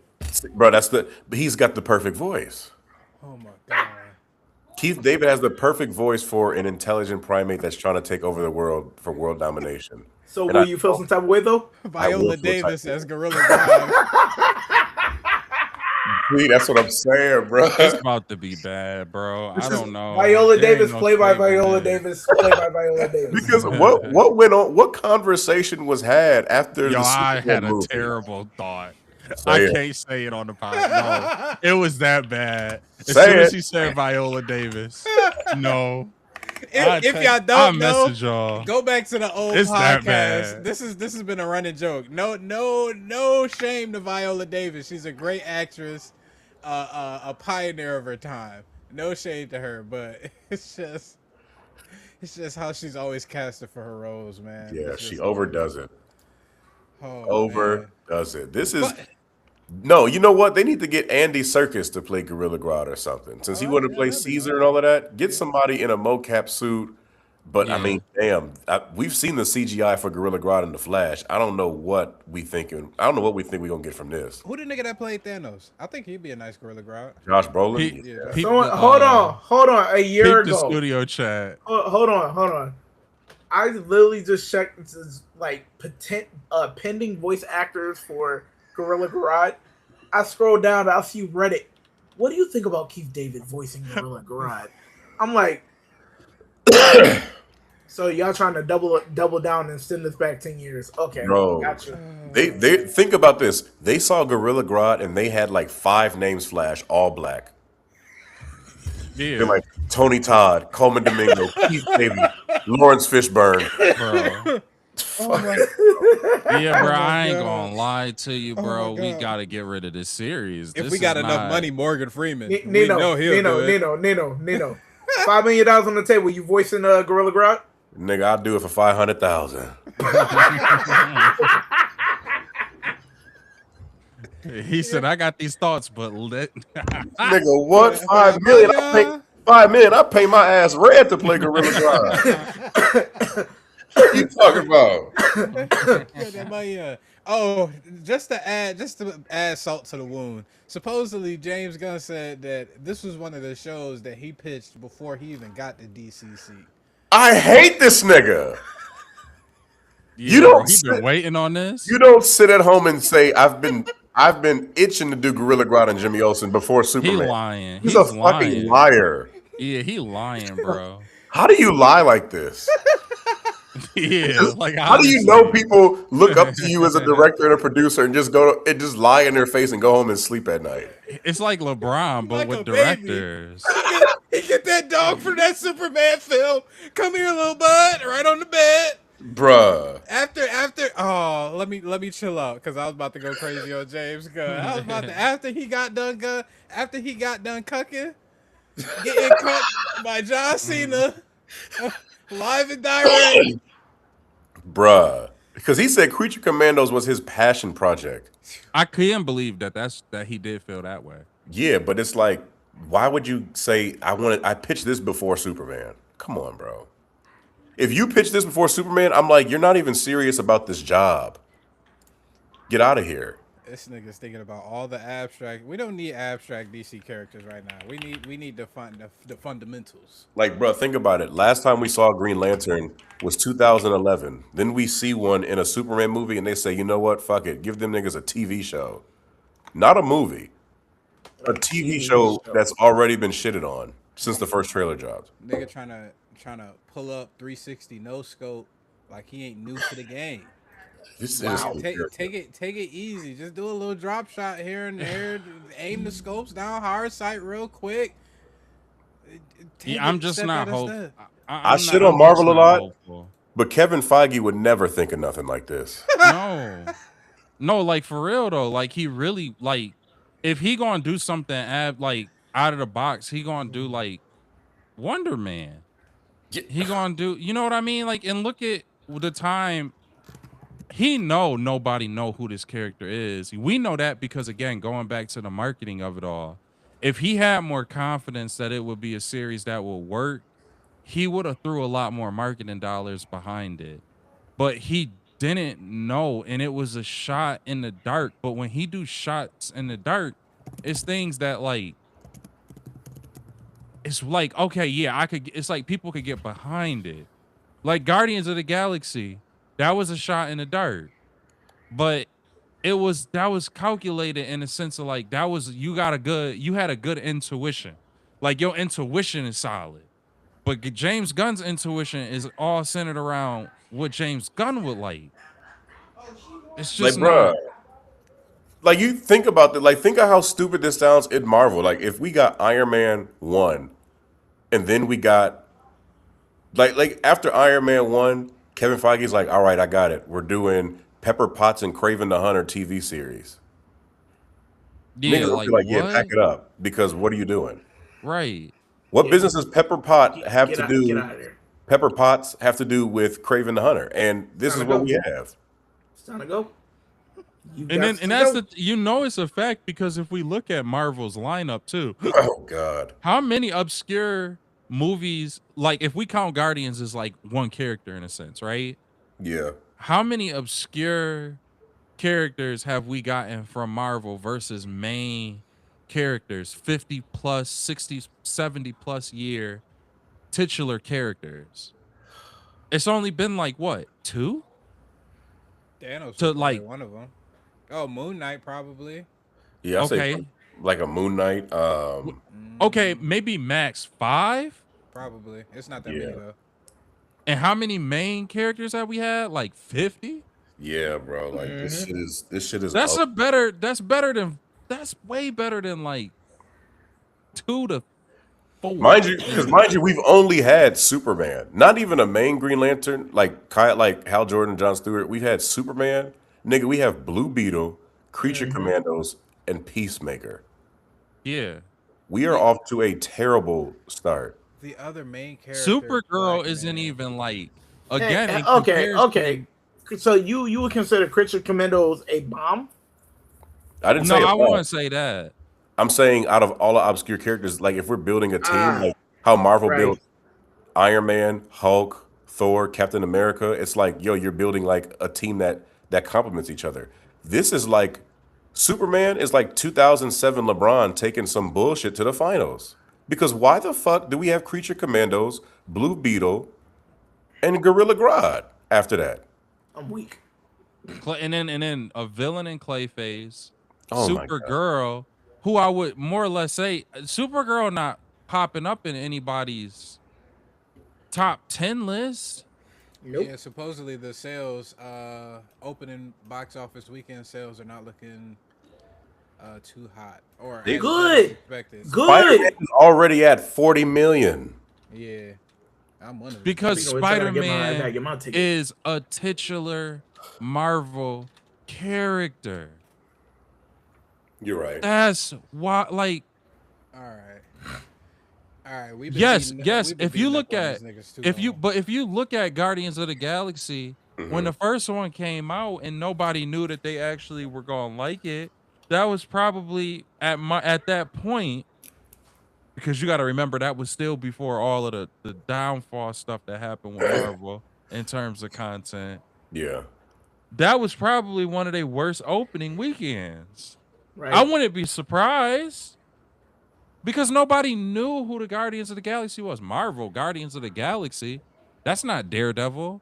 That's not the Hulk. So, yeah, it's not. Supergirl is not in anybody's top 10. It's just not. It's not the case. When the only other person you introduce from a top 10 is Superman, if you really want to drive sales after that, you probably need to have a follow-up with somebody else who would be in that top 10, even if it's 10, even Yeah. if it's 9. Did Supergirl release this week? Yep. Yeah. They got Toy Story just released. Yeah, pack it up. I'm sorry. Oh, if Supergirl might it get does cut. Toy Story come out this just week? Released. Toy Story just Oh, released this yeah, past nah. weekend. Yes, Nah, sir. yeah. Pack it up. Oh, yeah, it did release this weekend. Pack it Yeah. up. Man, Toy Story, Yeah. that's damn near about to hit $2 billion. Pack it up. And it's animated, and it's kids, and it's nostalgia. They Yeah. picked it. They picked the It's about to worst have a time run. possible. If Lilo and Stitch had a run, Toy Story should have a run. Oh, fucking hell. Yeah, cooked. All right. Enough of dogpiling on James Gunn in DC. Let's get to this question of the day. Do you prefer a completely original concept from a visionary studio or a faithful adaptation of a manga/comic that you already love? I really feel like it all depends. Yeah. It really So, all depends. When we say faithful adaptation of our manga or comic, are we talking a live action? It does. I don't think it Yeah, necessarily. it doesn't matter. Yeah. If you say live action, I'll take original concept from a visionary studio. But if we're Okay. talking animation, like I'm That's cool. where you like liberty. That's Yes. a good point. Yes, A because lot more. what live action anime actually hit? That's true. I mean, I guess if you classify Because the they Av- destroyed the my Avatar one- favorite of all time, Yu Yu Hakusho. If They if, destroyed it. if you count the recent Avatar, I guess that would That probably is- be one of the best. Is Avatar really an anime? Animation, I guess. No, no. What I'm It talking is most about definitely animation, but is animation, but not anime, not manga. true, I guess. But If- I mean, if- Avatar was a comic though, didn't it? So does it fall? One Piece has been pretty good. The live action of it, Yeah, it's actually been I've pretty heard good things good. about that. That's one out of how many? No, it's like few the and far in only between. one. Yeah, it's few and far in between. It's the because only they one. did Run Kenshin. It's terrible. Full they Metal did- Alchemist. Full Metal Alchemist was not hitting. They did Dragon Death Ball. Note was terrible. Oh, that Death Dragon Ball Note was shit terrible. The only good God. thing about Death Note was Lakeith Stanfield playing L. We talking about Jimmy Olsen and Gorilla Grodd. That fucking Dragon Ball movie, good Was lord. uh have mercy. Ooh. yeah. A hot. Yeah, that was ass. a mess. That was a mess. We just like in What the one with Goku in high school? You couldn't see that type of Oh, ass shit. in Magic City on a Friday night. What was it called? What was it called? What was that Evolution. Disney movie? We don't talk about Bruno. We Yeah. don't talk about Dragon Ball Evolution. We don't talk about that. Yeah, facts. But Damn. all right, I think T done took me over to the original concept from a visionary studio. Thank you. I agree with him. So you don't want a faithful adaptation of the manga? Well, like, I do like the faithful adaptation, but manga and anime usually do that. So like, Yeah. it's not like I'm missing too yeah, much out on that. And then usually when it is coming out with the adaptation, by that time, the manga is probably almost done, halfway done, or already completed. I'ma yeah. just finish the manga. When Manga, no chance, because yeah, the material, it's just the material in it. That story it hits. So it's like you don't need a studio to do anything but animate it. hmm And 100%, like it's literally 100% from the field. Every time that it's faithfully animated, well, the only exception would be, I guess, Full Metal Elk. Well, there's more. But the biggest one that I could think of is Full Metal Alchemist. Now, I did like Full Metal Alchemist, but from my understanding, because I never read the manga for Full Metal Alchemist, Mhm. Brotherhood, which was more faithful to the manga, I did enjoy that better than I enjoyed the original Full Metal Alchemist. Mm-hmm. So, yeah, no, you got to stick to you got to be faithful when it's a manga to anime. Cuz I just feel like if you don't do that, the chances you can, like, there's certain ones I think where people could do it, but like Devil Crybaby. That Uh, one, I don't think that was 1-to-1. I thought that I was pretty really nice though. don't, but I do think that that was done pretty well. Yeah. So there are instances where it, like, hits, but n- I mean, if you 100% from the field, you gonna tell Steph Curry to stop shooting a three? hmm You know what I mean? Like, right. why? Why would you tell Steph Curry to stop shooting a three on any given night? Yeah. So manga for sure. Comic book, Eh, it's gonna be hard to manga is Comic like book. easier. Comic books, no, because even as we've seen with many of these Marvel movies and DC, they try, but you still have sticklers that's like it's not 1-to-1. It's an issue. Yeah. I don't like this. Meh, but meh, meh, like meh, if meh. we So look at like the DC animations, have any of those really been 1-to-1 to the comics? Nope. Not really. no. They've been Foundation. pretty. They've had some pretty solid adaptations though. Yeah, those like the Justice League War joints. Right. Yeah, those have been pretty solid. But I would like a faithful adaptation of Absolute Batman. That's because I just like Yeah. reading it so much. Because I think if somebody was like, you know what, I want to do something original with Absolute Batman, but it's like, yo, it's already too original. Original. So Yeah. now if you try to fuck it up and you got Batman doing all type of other shit that Absolute Batman not doing, now it's just like this isn't Absolute Batman because he's just such a particular kind of Batman. But Another other than that, I reason. would definitely prefer an original concept, kind of like Zack Snyder's Man of Steel, or like Devil May like Cry. How they yeah, doing it now? like for sure. Yeah. Because I mean, like you saying, the adaptation is going to be so hard because you definitely need more filler in there. If you're going to have all more characters, you need to add some more depth in there. So that would definitely be troublesome doing that. Another reason why we should be pooping on James Gunn. For whatever reason, this nigga just keeps coming to mind. You got that Absolute series. You could just put money in the animating that joint, and you Bruh. could make millions, if not billions, of dollars on that shit. Bro, Will I, they I do it cannot though? believe that it's No. lost on them how successful that's been. It was the largest.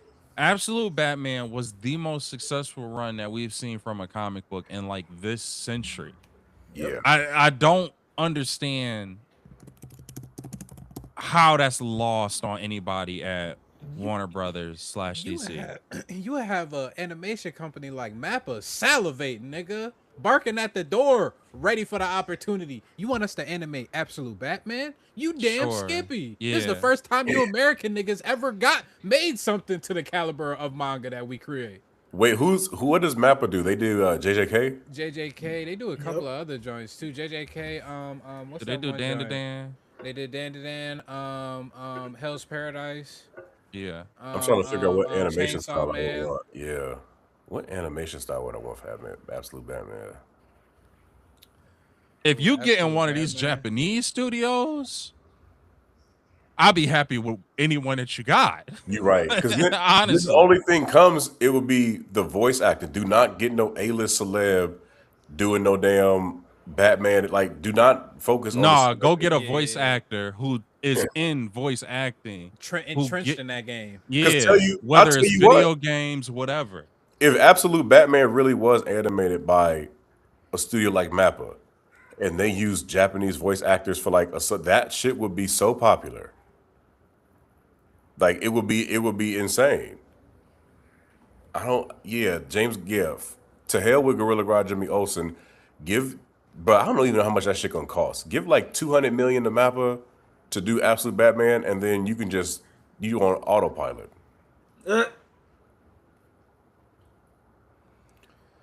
Man, They faithful do. viewer came through. My man said, I'm late, but both. There's a black-owned studio in South Africa I'm looking at now. He tapped into all the. I'm about to examples. say, LD, Mr. he came Alkebulon all over the globe for the black folk. LD, you love to see it. Mm-hmm. Happy Juneteenth, happy Juneteenth too. You feel me? Yeah, brother. All right. So what do we all agree? It's just very. Yeah. It depends. I kind of lean towards the original concept just because it's a new, refreshing idea. With the manga comic, you technically already know the foundations of it, so you already know, especially if you read up on it, you already know how it plays out. More so of the game, it's just the patience and waiting to see how it's animated. But the original concept, you actually get a breath of fresh air with that, I guess you say. So Yeah. seems like for the pod where we lean towards both sides. It seems like some people probably want. Thank you for the Happy Father's Day, sir. Appreciate it. Yes, sir. Yes. Happy Father's Day to you as well if you are a father. Okay, Bilal. All right, let's get into the meat and potatoes of why we're here today, gentlemen.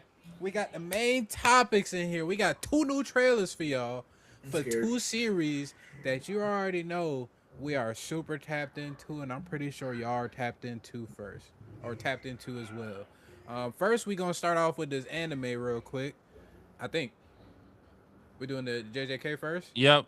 All right, yeah. So we're gonna tap into this JJK season 4 trailer. Not a release date trailer or anything like that. Just a trailer for what's to come. So let's tap into this and see what they got cooking.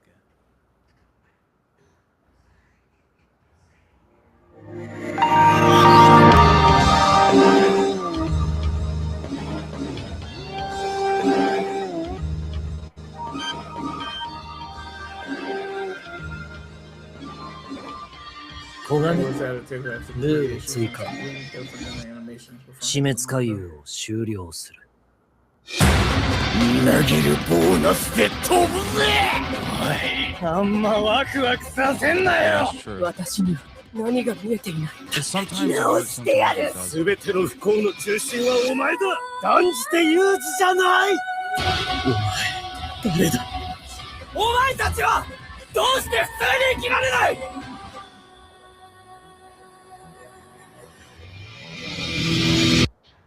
Were y'all able to hear the 条 volume 件 on は that? 2つ Yeah. Okay.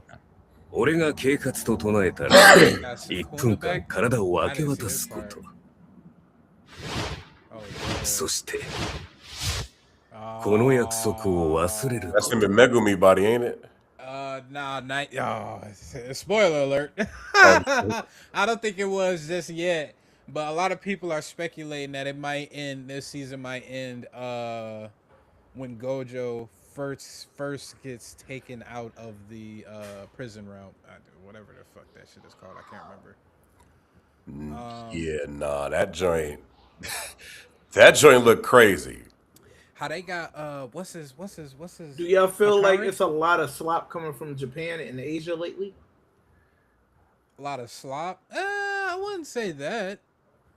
They do. I mean, they naturally produce a lot of content over there. Yeah. But the ones that folks are really tapped into, like it's pretty good. Like you got the stories, you got a little bit of everything for everybody. China got the animation scene in the South Korean manga gave the world solo leveling. That is true. I mean, they still hitting. They coming out with key heavy hitters. Demon Slayer being the most recent. Before that, it was My Hero Academia. Yeah. They still got One Piece, still sliding. They still got Dragon Ball Z. I'm pretty sure doing numbers. Dragon Ball Super still doing numbers. All of that jazz. And it seems like they're really doubling in, honing in on their shonen storytelling. And now we're starting to see that with things such as what's the joint that me and you tap into now? Which one? Samurai joint with the sword. I can't remember. Oh. I know he got the Gachi Akuda, the dude that got the powers in the swords. His father was the sword master. Oh, whatever. It's a new joint coming. Kagurabachi. Kagurabachi. There we go. You got the Gachi Akuta. You got a lot of new heavy hitters coming out too. I think they just in an explorative, like they're in a phase where the popularity it's like a boom in it. Mm-hmm. Whereas like when we were younger, again, we always kind of talk about that. Like, dude, you remember people who watch Naruto and people who watch Dragon Ball when we were younger, it was like you were looked at as weird in school, you know, at different places you would go. It's now not the case. You got it's the cool, yeah, it's literally the cool thing. So I think right now it's the adaptation for everyone into the world that it is now. And so you will get some stuff that is really good. You just getting we're probably are getting bombarded with a little bit of too much, because usually what comes with expansions is that people try or companies try to maximize as much as possible by they just overload you with stuff. So for every Gachi Akuda, you know, there's going to be another series. Everyone here agrees Dragon Ball is legendary. But like for every Gachi Akuda that you have, you're going to have like there's a series out right now called Liar's Game. It's not bad. It's what was what was that show called that everybody loved on Netflix? Oh, not the Blue Eye Samurai joint. No, not an anime. It was a real thing. It was done in by South Korea. A guy from South Korea. Not Hunger Games. Yeah, I know. That's what I was gonna say, but I know it's not Hunger Games. It's with the jumpsuits. Yes, with the green jumpsuit. Scary Games. No, that's not it either. Squid Games. There it is. Here we go. I do have an S in there. You was right. The SO. But like it's the Liar Game is based off of Squid Game. Yeah, and you know the anime, like the story clearly is something where it has something to it, but the animation that we actually getting for it, that's actually been something that's kind of been turning me off a little bit. Mm-hmm. Pedo's a reincarnation, so that was the one that had the controversy of having some weird stuff in there. The Nazi guy, and that wasn't even a word I could use. That it had that guy, the really bad guy from Germany. It got a lot of controversy because they had a caricature of that person in the game, in the anime. When I went to go watch the anime, though, the story itself and the animation style is subpar. So like you get a bunch of anime that is just kind of being thrown to you at this point. Some of it sticks, some of it, maybe a lot of it. Maybe it is appropriate to say a lot of it doesn't. You know, how many isekais are we actually watching and you like, okay, this is top tier. You know, how many of them really qualify for that? So I think it's just a response to it's just they saw that the global popularity of it has increased, so in turn they're trying to match that. But yeah, we do need more good writing. But like we said, Kagurabachi, I think, is a series that's going to be coming out. I think the writing for that is gonna be pretty up there when we see that animated. Boruto's moving on that time. Which hat Atelier is insanely good. It just came out this season. I knew nothing about it, but I'm very invested in that at this current moment. Wisteria Wand and Sword, or Sword and Wand, It's kind whatever of it's like called. prototypical type of thing. It's prototypical, but it does feel like of the anime that we do know that does have that prototypical kind of feel.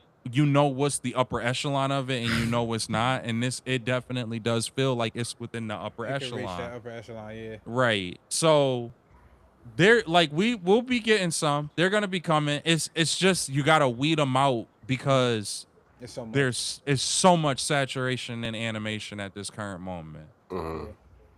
That's what it feels like to me, at least. Let's get back to this JJK season Yes. 4 though, because I just got one thing to say. For whatever reason, even though the Mappa Sweatshop is what they've been called as of recently, even though they're doing this, I think on the odd sense, them working on all of these projects is elevating how they're animating JJK.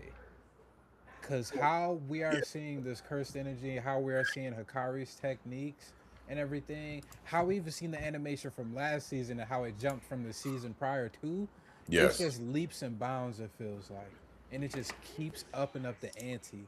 And for this season, it would be perfect because this is the part of that manga that I didn't really tap into like that outside of one key event that happened in this arc.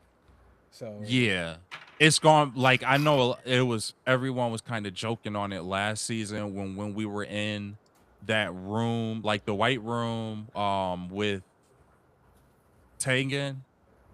How he had that long spiel where he was kind of going into everything around like the cursed energy and such. It's gonna be more of that this season, but it's good because you're gonna be able to see it. The further we get from the story from this point forward, the more that they explain, the more you're gonna see it soon. It's not like they're gonna explain something and you're gonna have to wait 3 seasons to see it. No, you're gonna see it within either the same season or you're gonna see it within the next, like what will be season 5. So it's a lot of the explanation because if I'm not mistaken, in this season we gonna get the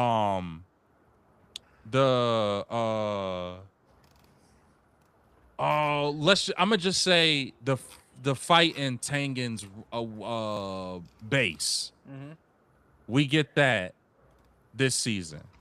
So I know that a lot of that is in that. We get a huge explanation on a bunch of things. And I wonder, there's one part of that I do wonder, since we are seeing that this season. We learn a little bit more about Yuji's backstory, even if not a big portion of his backstory or a very important part of his backstory.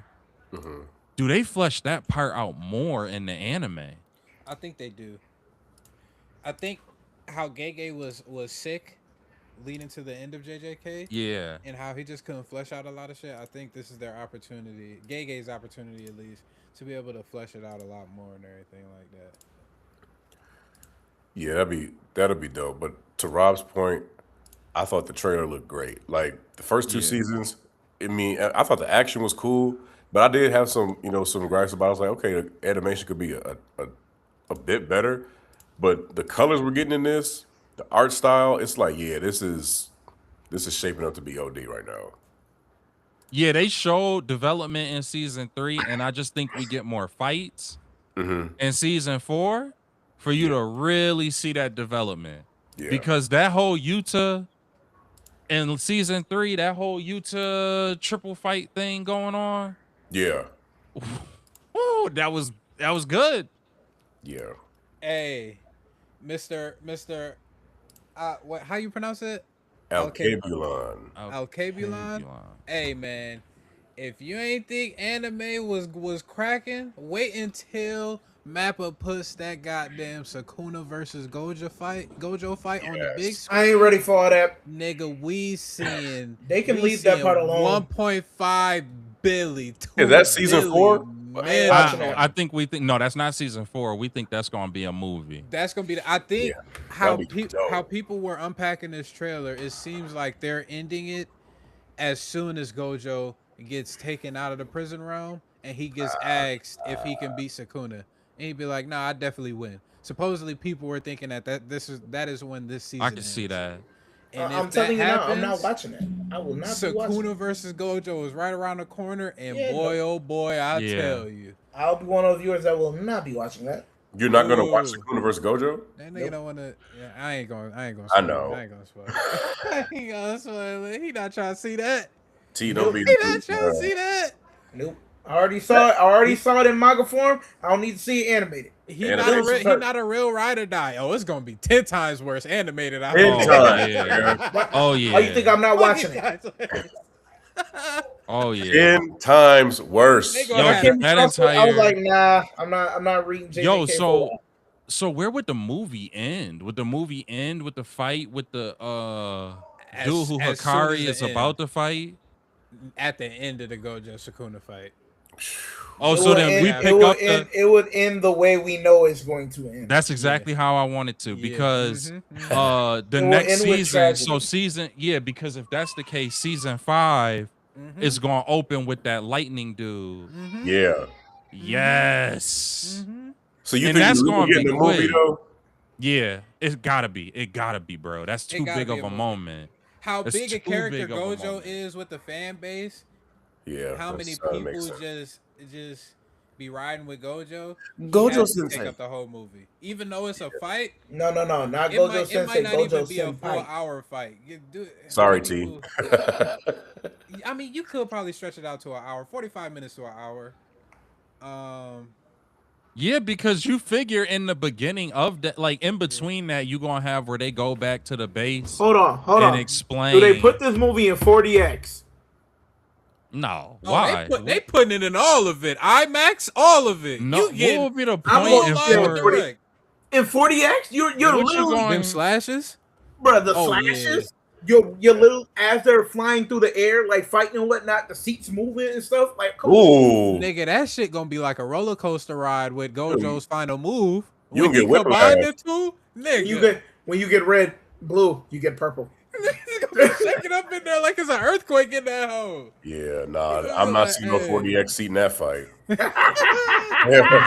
Hell nah. I think IMAX is good enough for me. Facts. I can even see them add the lightning dude, Kashimo. I can even see them add him to the end of the Nah, movie. bro. Nah. Maybe But- I could see it, but don't.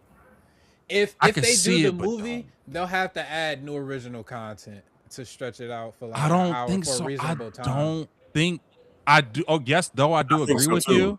I do agree that they do, but I think that they could do it Without- when they go back to the base Okay, and use those scenes. and use those scenes Kinda like to fill it flesh it out, so that way it can end exactly how you said, and then we open the season. Boy, That's what I'm saying. We gotta open the season like that. the pan out of his body after he got cooked. Ooh! Because you gotta think about it. You gotta think about it too. For the flow of season 3 and for the flow of season 4, if they start season 5 on that fight, it's continuing in the flow of the previous 2 seasons, Yeah. which is all the culling game. Mhm. So it's like keep it in line with the flow that the entire arc has been up until they get to the next arc. And then I think when they get to the next arc, that's where they could they could pace things out a little bit more, because it's going to be a long arc, but it's something where if the culling games is, what is that? If the culling games is three seasons plus a movie, because they gonna want to milk it. It's too much money. After that movie, I promise you they gonna milk it. We gonna be getting JJK content till 2029. For sure. So I think that's where you kind of like, even though the pace is very similar to the Cullen games, I think that's where the seasonal pace can change a little bit. But up until we finish the Cullen games, I think the 3 arcs, the 3 seasons, season 3, season 4, season 5, keep it at this pace because we loved it last season. Mm-hmm. That's why They took care bro. of a lot of shit. It's gonna in be this just past season. it's lot gonna of be shit. just peak. We can't wait. Hey man, Mr. Alkebulan, be on the lookout because anime was already put itself on the map. It's about to solidify itself even more than anything any American animation company outside of the Sony productions on the Spider-Verse movies. Outside of them, nobody else is touching them in America. Nobody. I'm not gonna lie to you. If there's no notable kid movie that comes out at the same time that the JJK movie comes out, I could see it being number 1. The Are first y'all time in sure it's history. confirmed to be a movie? We're No, it's not. We're just assuming, but it's that's gotta where the be. money. That's where the money is going to It's be. gotta be, bro. It's too much That's where money the in money's that gonna be fight. at. And the fact of the matter is, like, bro, I think it'll be number 1 because it's so. You gotta understand the reason why the movies is so impactful when it comes to anime is because that's where you get a bunch of people who like, let me see what this anime is hitting for. Yeah. Let me see what everybody been talking about. I saw them talking about this on Twitter. Let me see what this was all about. I think even if they have a kid movie coming out, I still think it's gonna do some numbers though. Oh, it's going to do numbers. Yeah. But I think that it has potential to be the first time ever in history where across global markets, an anime movie is number 1. Number 1. All they got to do is make sure they don't drop any time close to the Demon Slayer movie. Spirited Away did that. Maybe That's the only Spirited thing Away. they got to worry about. Do not drop that shit during the Infinity Castle press run or theater release. Yeah. Don't. Yeah. You stepping on your toes at that point. Exactly. Just drop it after that, after it's done its theater release or before anything like that, and you cook it with some gas. All right, real quick, how do y'all rate this JJK trailer out of 4? I give it a cool 9.5. I'm super excited. I would say from what I saw, I give it a straight 10. Yeah, Straight 10. I feel like that's I'm the in that first 10 round on the pod in a while. Yeah, 2 facts. 10s. Just What from about everything you, you were T? saying, yeah. 20. 20. Okay, that's most definitely a first 20 that we got on the. So please tap into that JJK. Still haven't gotten a release date for that. I'm guessing a lot of us on the pod here are assuming it's coming out earliest probably next year. Yeah. Is what I'm assuming. So Mappa back at it again in that sweatshop. Hey, make sure y'all take a break. But after y'all take that break, get back into that office and keep releasing this heat, please. We appreciate you. All right. Final thing for the day, gentlemen. We got this new Spidey trailer. You know your boy been waiting on this. Just a little bit different, you know. Thanks. Got my boy Spidey in his what's it, Tobey Maguire, the black suit phase, you feel me? He moving a little crazy in here, so let's tap into this.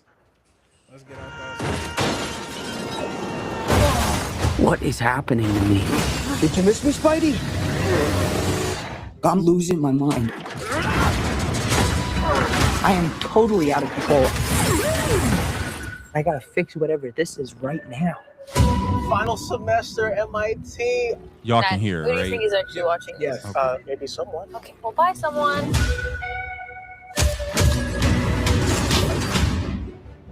What the? Dr. Banner, you found a way to suppress mutating DNA, right? If you see me with this stuff, run. So could you get rid of the bad aspects but keep the good? How would you decide what parts of nature are good or bad? Well, sorry about that. You're not one of my students, are you? It appears we're faced with a threat we can't control. One we can't even see. You're the only one who's immune to it. You're the only one who can sense it. What do you think they're looking for? Oh, See, you stumbled across my board. I'm not one of those weirdos, I swear. He's a little weird. I'm MJ. You two don't know each other? Yo, Spider-Man, you okay? Did you get rid of that monster inside you? Think I might go see how MJ's doing. You're not gonna get away with this. But he might. I didn't know you could get that big.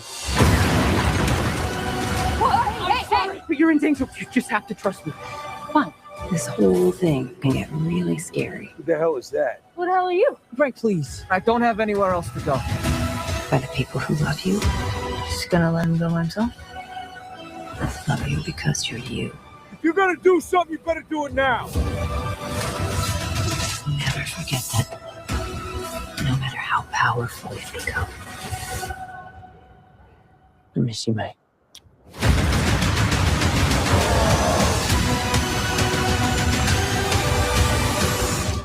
Huh. All right. Just give me a sec. Give me a sec. I'm not in high school anymore. Yeah, with that Marvel shit. Did you stretch? You a big stretcher? It's so good for you. You ready?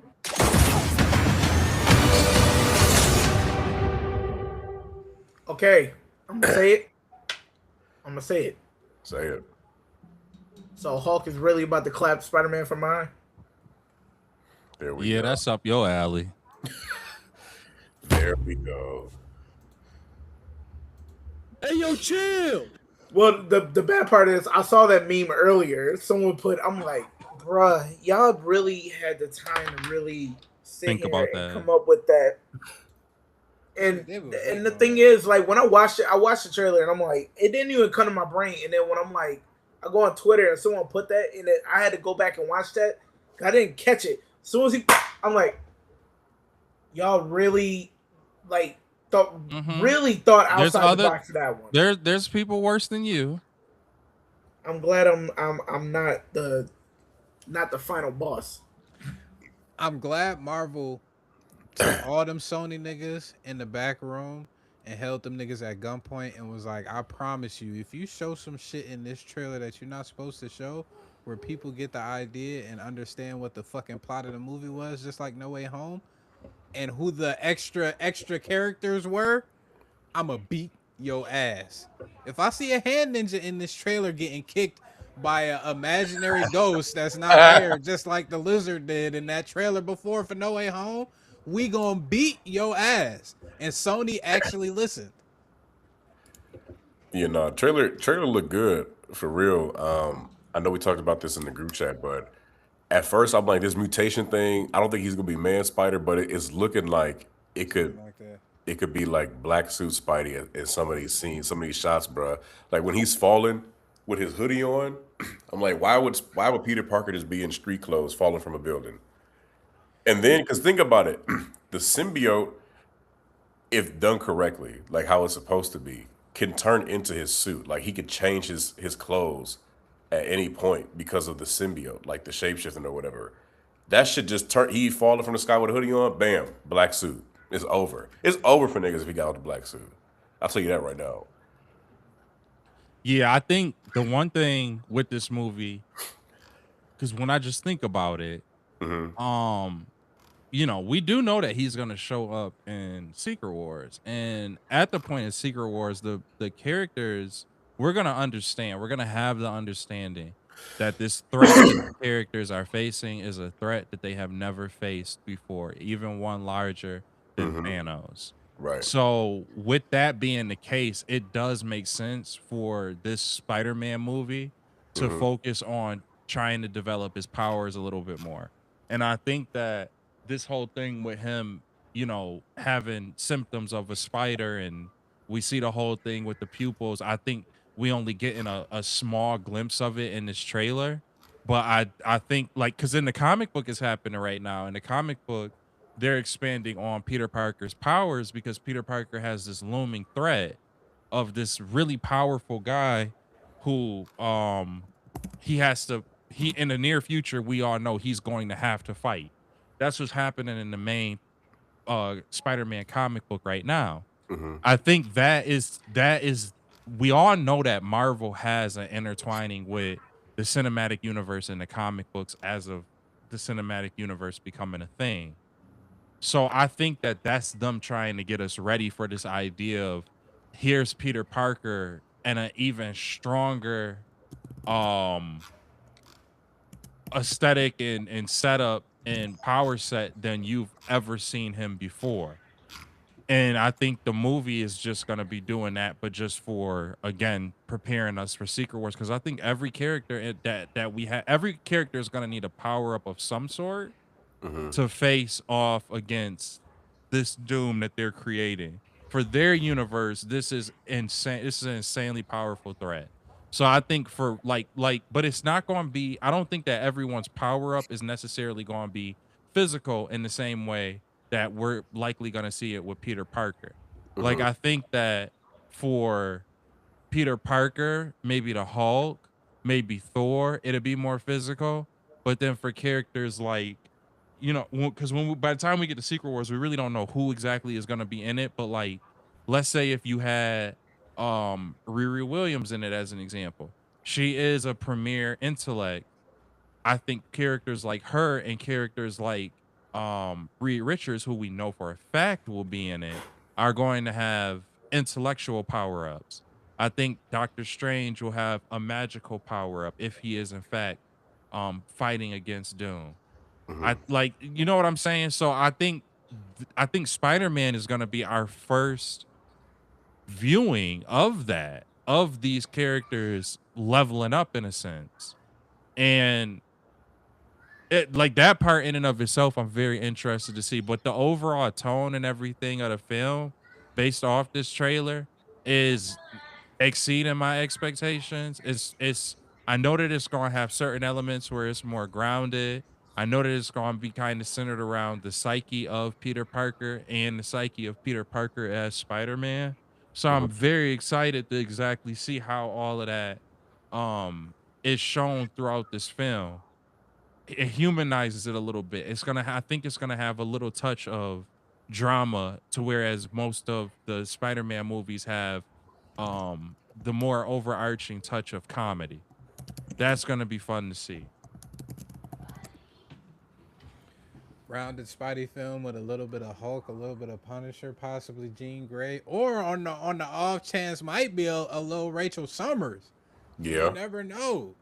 It's Because she's still not confirmed, right? still not confirmed. Still Yeah, not confirmed. She no could very clue. well be Rachel Summers. We don't know. A lot of people are still assuming Jean Grey for the most part, though. Okay. Yo, I really got a feeling this is gonna be Black Suit because I'm just thinking about it now. We saw him with the Raimi Spider-Man, and we didn't see Raimi Spider-Man go through any kind of cocoon phase or mutate, like extra mutation. But this Spider-Man, like think about it, when we watch, I don't know if in the comics originally, but when we saw Black Suit Spider-Man, he wasn't using his shooters anymore. He just had organic fluid coming out. So maybe he gets the Yeah. symbiote and it's like, oh, this is affecting him, and he thinks, oh, a second mutation is happening. But it's just like the symbiote, and it's just not Over announcing time. itself that it's there. Yeah, it's over time. These are other things that are happening to him. So that I don't know, but they did show him in a cocoon in the first trailer. But it's like you never know. Maybe it's just making him act in a more spider way. But I don't Yeah. know. I hope it's the Black Suit Spidey shit. 'Cause that could be fire. Maybe his eyes turning black is just foreshadowing and just letting us kind of hinting at like, hey, at this point he's got the black suit on and it's doing something. But I know the creator of the black suit said he doesn't like how it makes Spider-Man evil in movies and video games. It's really just to make his life more convenient. And then once he gets rid of it, then that's where the tension comes in because Venom feels, well, the symbiote feels like it was betrayed in a sense. But yeah, for Yeah, sure. I hope we do see Black Suit. I still think there is a chance that it'll be something where it's kind of explored more in the the post credit scene. Oh yeah. Uh-huh. I I just don't know how exactly it will be brought into the overall setup of the story. Hmm. I wanted to say that I originally I thought like way back before we got anything, I thought that it would be Fantastic Four setting up base in New York. Yeah. And we start to see that, and that's how he comes into contact with the symbiote. But we now know that in the initial interactions with the Fantastic Four in this universe, outside of the order, at least that it seems as if it's going, is Thunderbolts or New Avengers, Wakanda,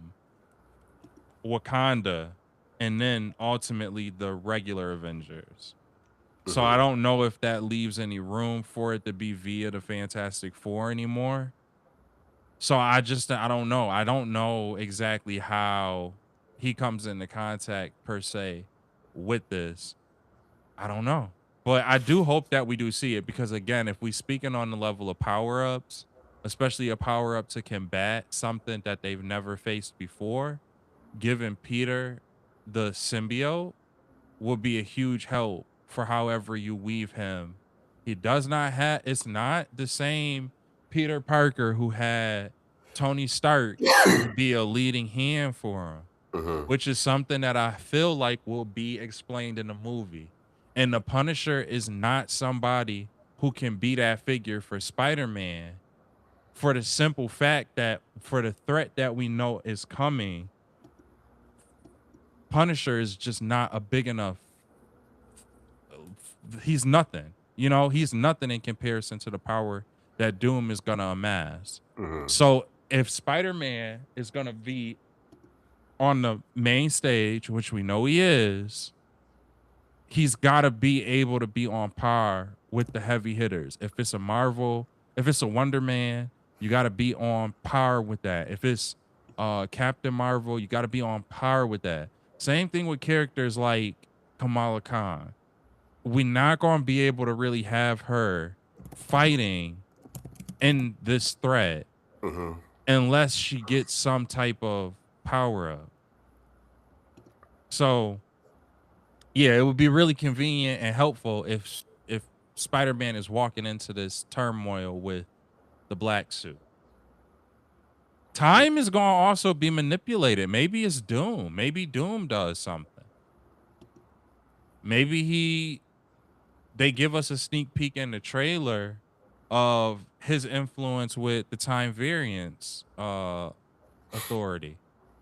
And that ends up being something where he leaves the symbiote, he drops the symbiote off in, you know, in the vicinity of Peter Parker, or maybe it's something that actually will tie to Doomsday that they kind of have issued into.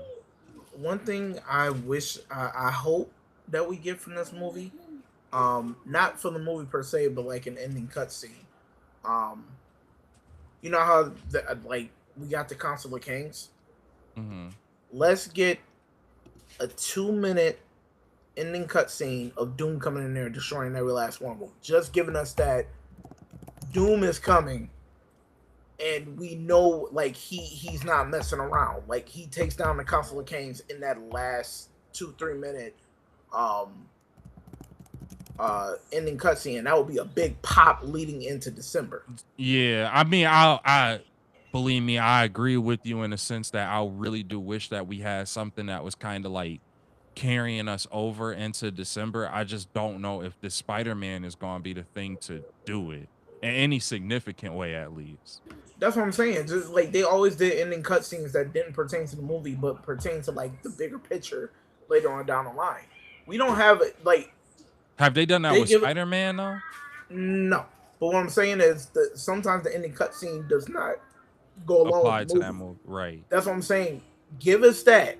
If they give it, I'm telling you, give us that. Then wait a month and give us a trailer, bruh. They will be feasting out of everybody's hands. You don't think they're gonna give us a trailer for Comic-Con? They probably will, but I'm just saying, like, when's Comic-Con? July. Like, and this movie comes out at the end of July. Yeah. Give us a trailer and then give us that pop for the ending cutscene, like him taking down the Council of Kings. You don't need to bring back Jonathan Majors for the movie for that. Just do the ending cutscene with him and end off his character. You know what I'm saying? Yeah. Because that would like carry over, like we saw. What was that? From As Ant-Man, much the Council of Kings. Yeah, I would like it. I would like that. Just have him for the ending cutscene. Use him for 2-3 minutes. Right. CGI that bad boy. And like you said, they just do 2 scenes. You could do 2 post-credit scenes. One could be Spidey related, and the other one not. I would like that, T. That would work. It would work.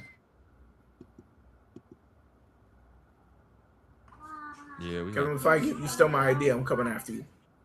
Well, I mean, the movie done, so it already would have to have been implemented if it is. I'm just saying, I'm a trademark that. That would be my idea. If I see it in the theater and it's a big pop, I want my money. T, we've been saying that idea for 2 years. I want my money. They not paying your ass.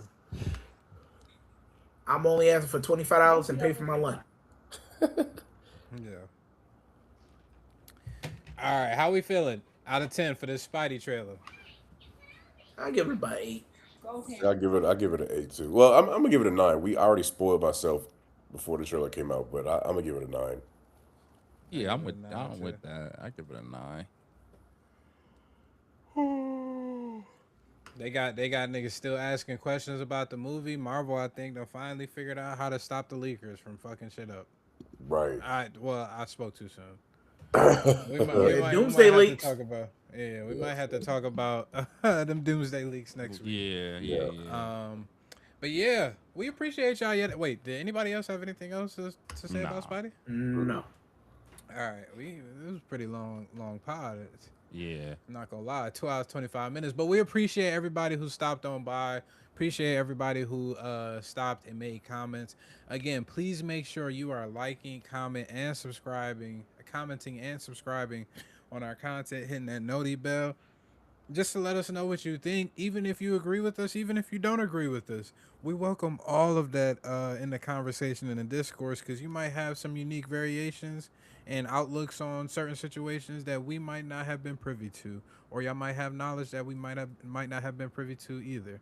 So we appreciate all communication from y'all. We appreciate y'all for tapping in. Meet us again next week around Sunday, unless barring any catastrophic things that happens. Sunday next week, same time, between 7 and 8 p.m. Eastern Standard Time. We appreciate y'all yet again, and y'all have a good rest of y'all week, all right? Happy Juneteenth again for all my brethren and sisters.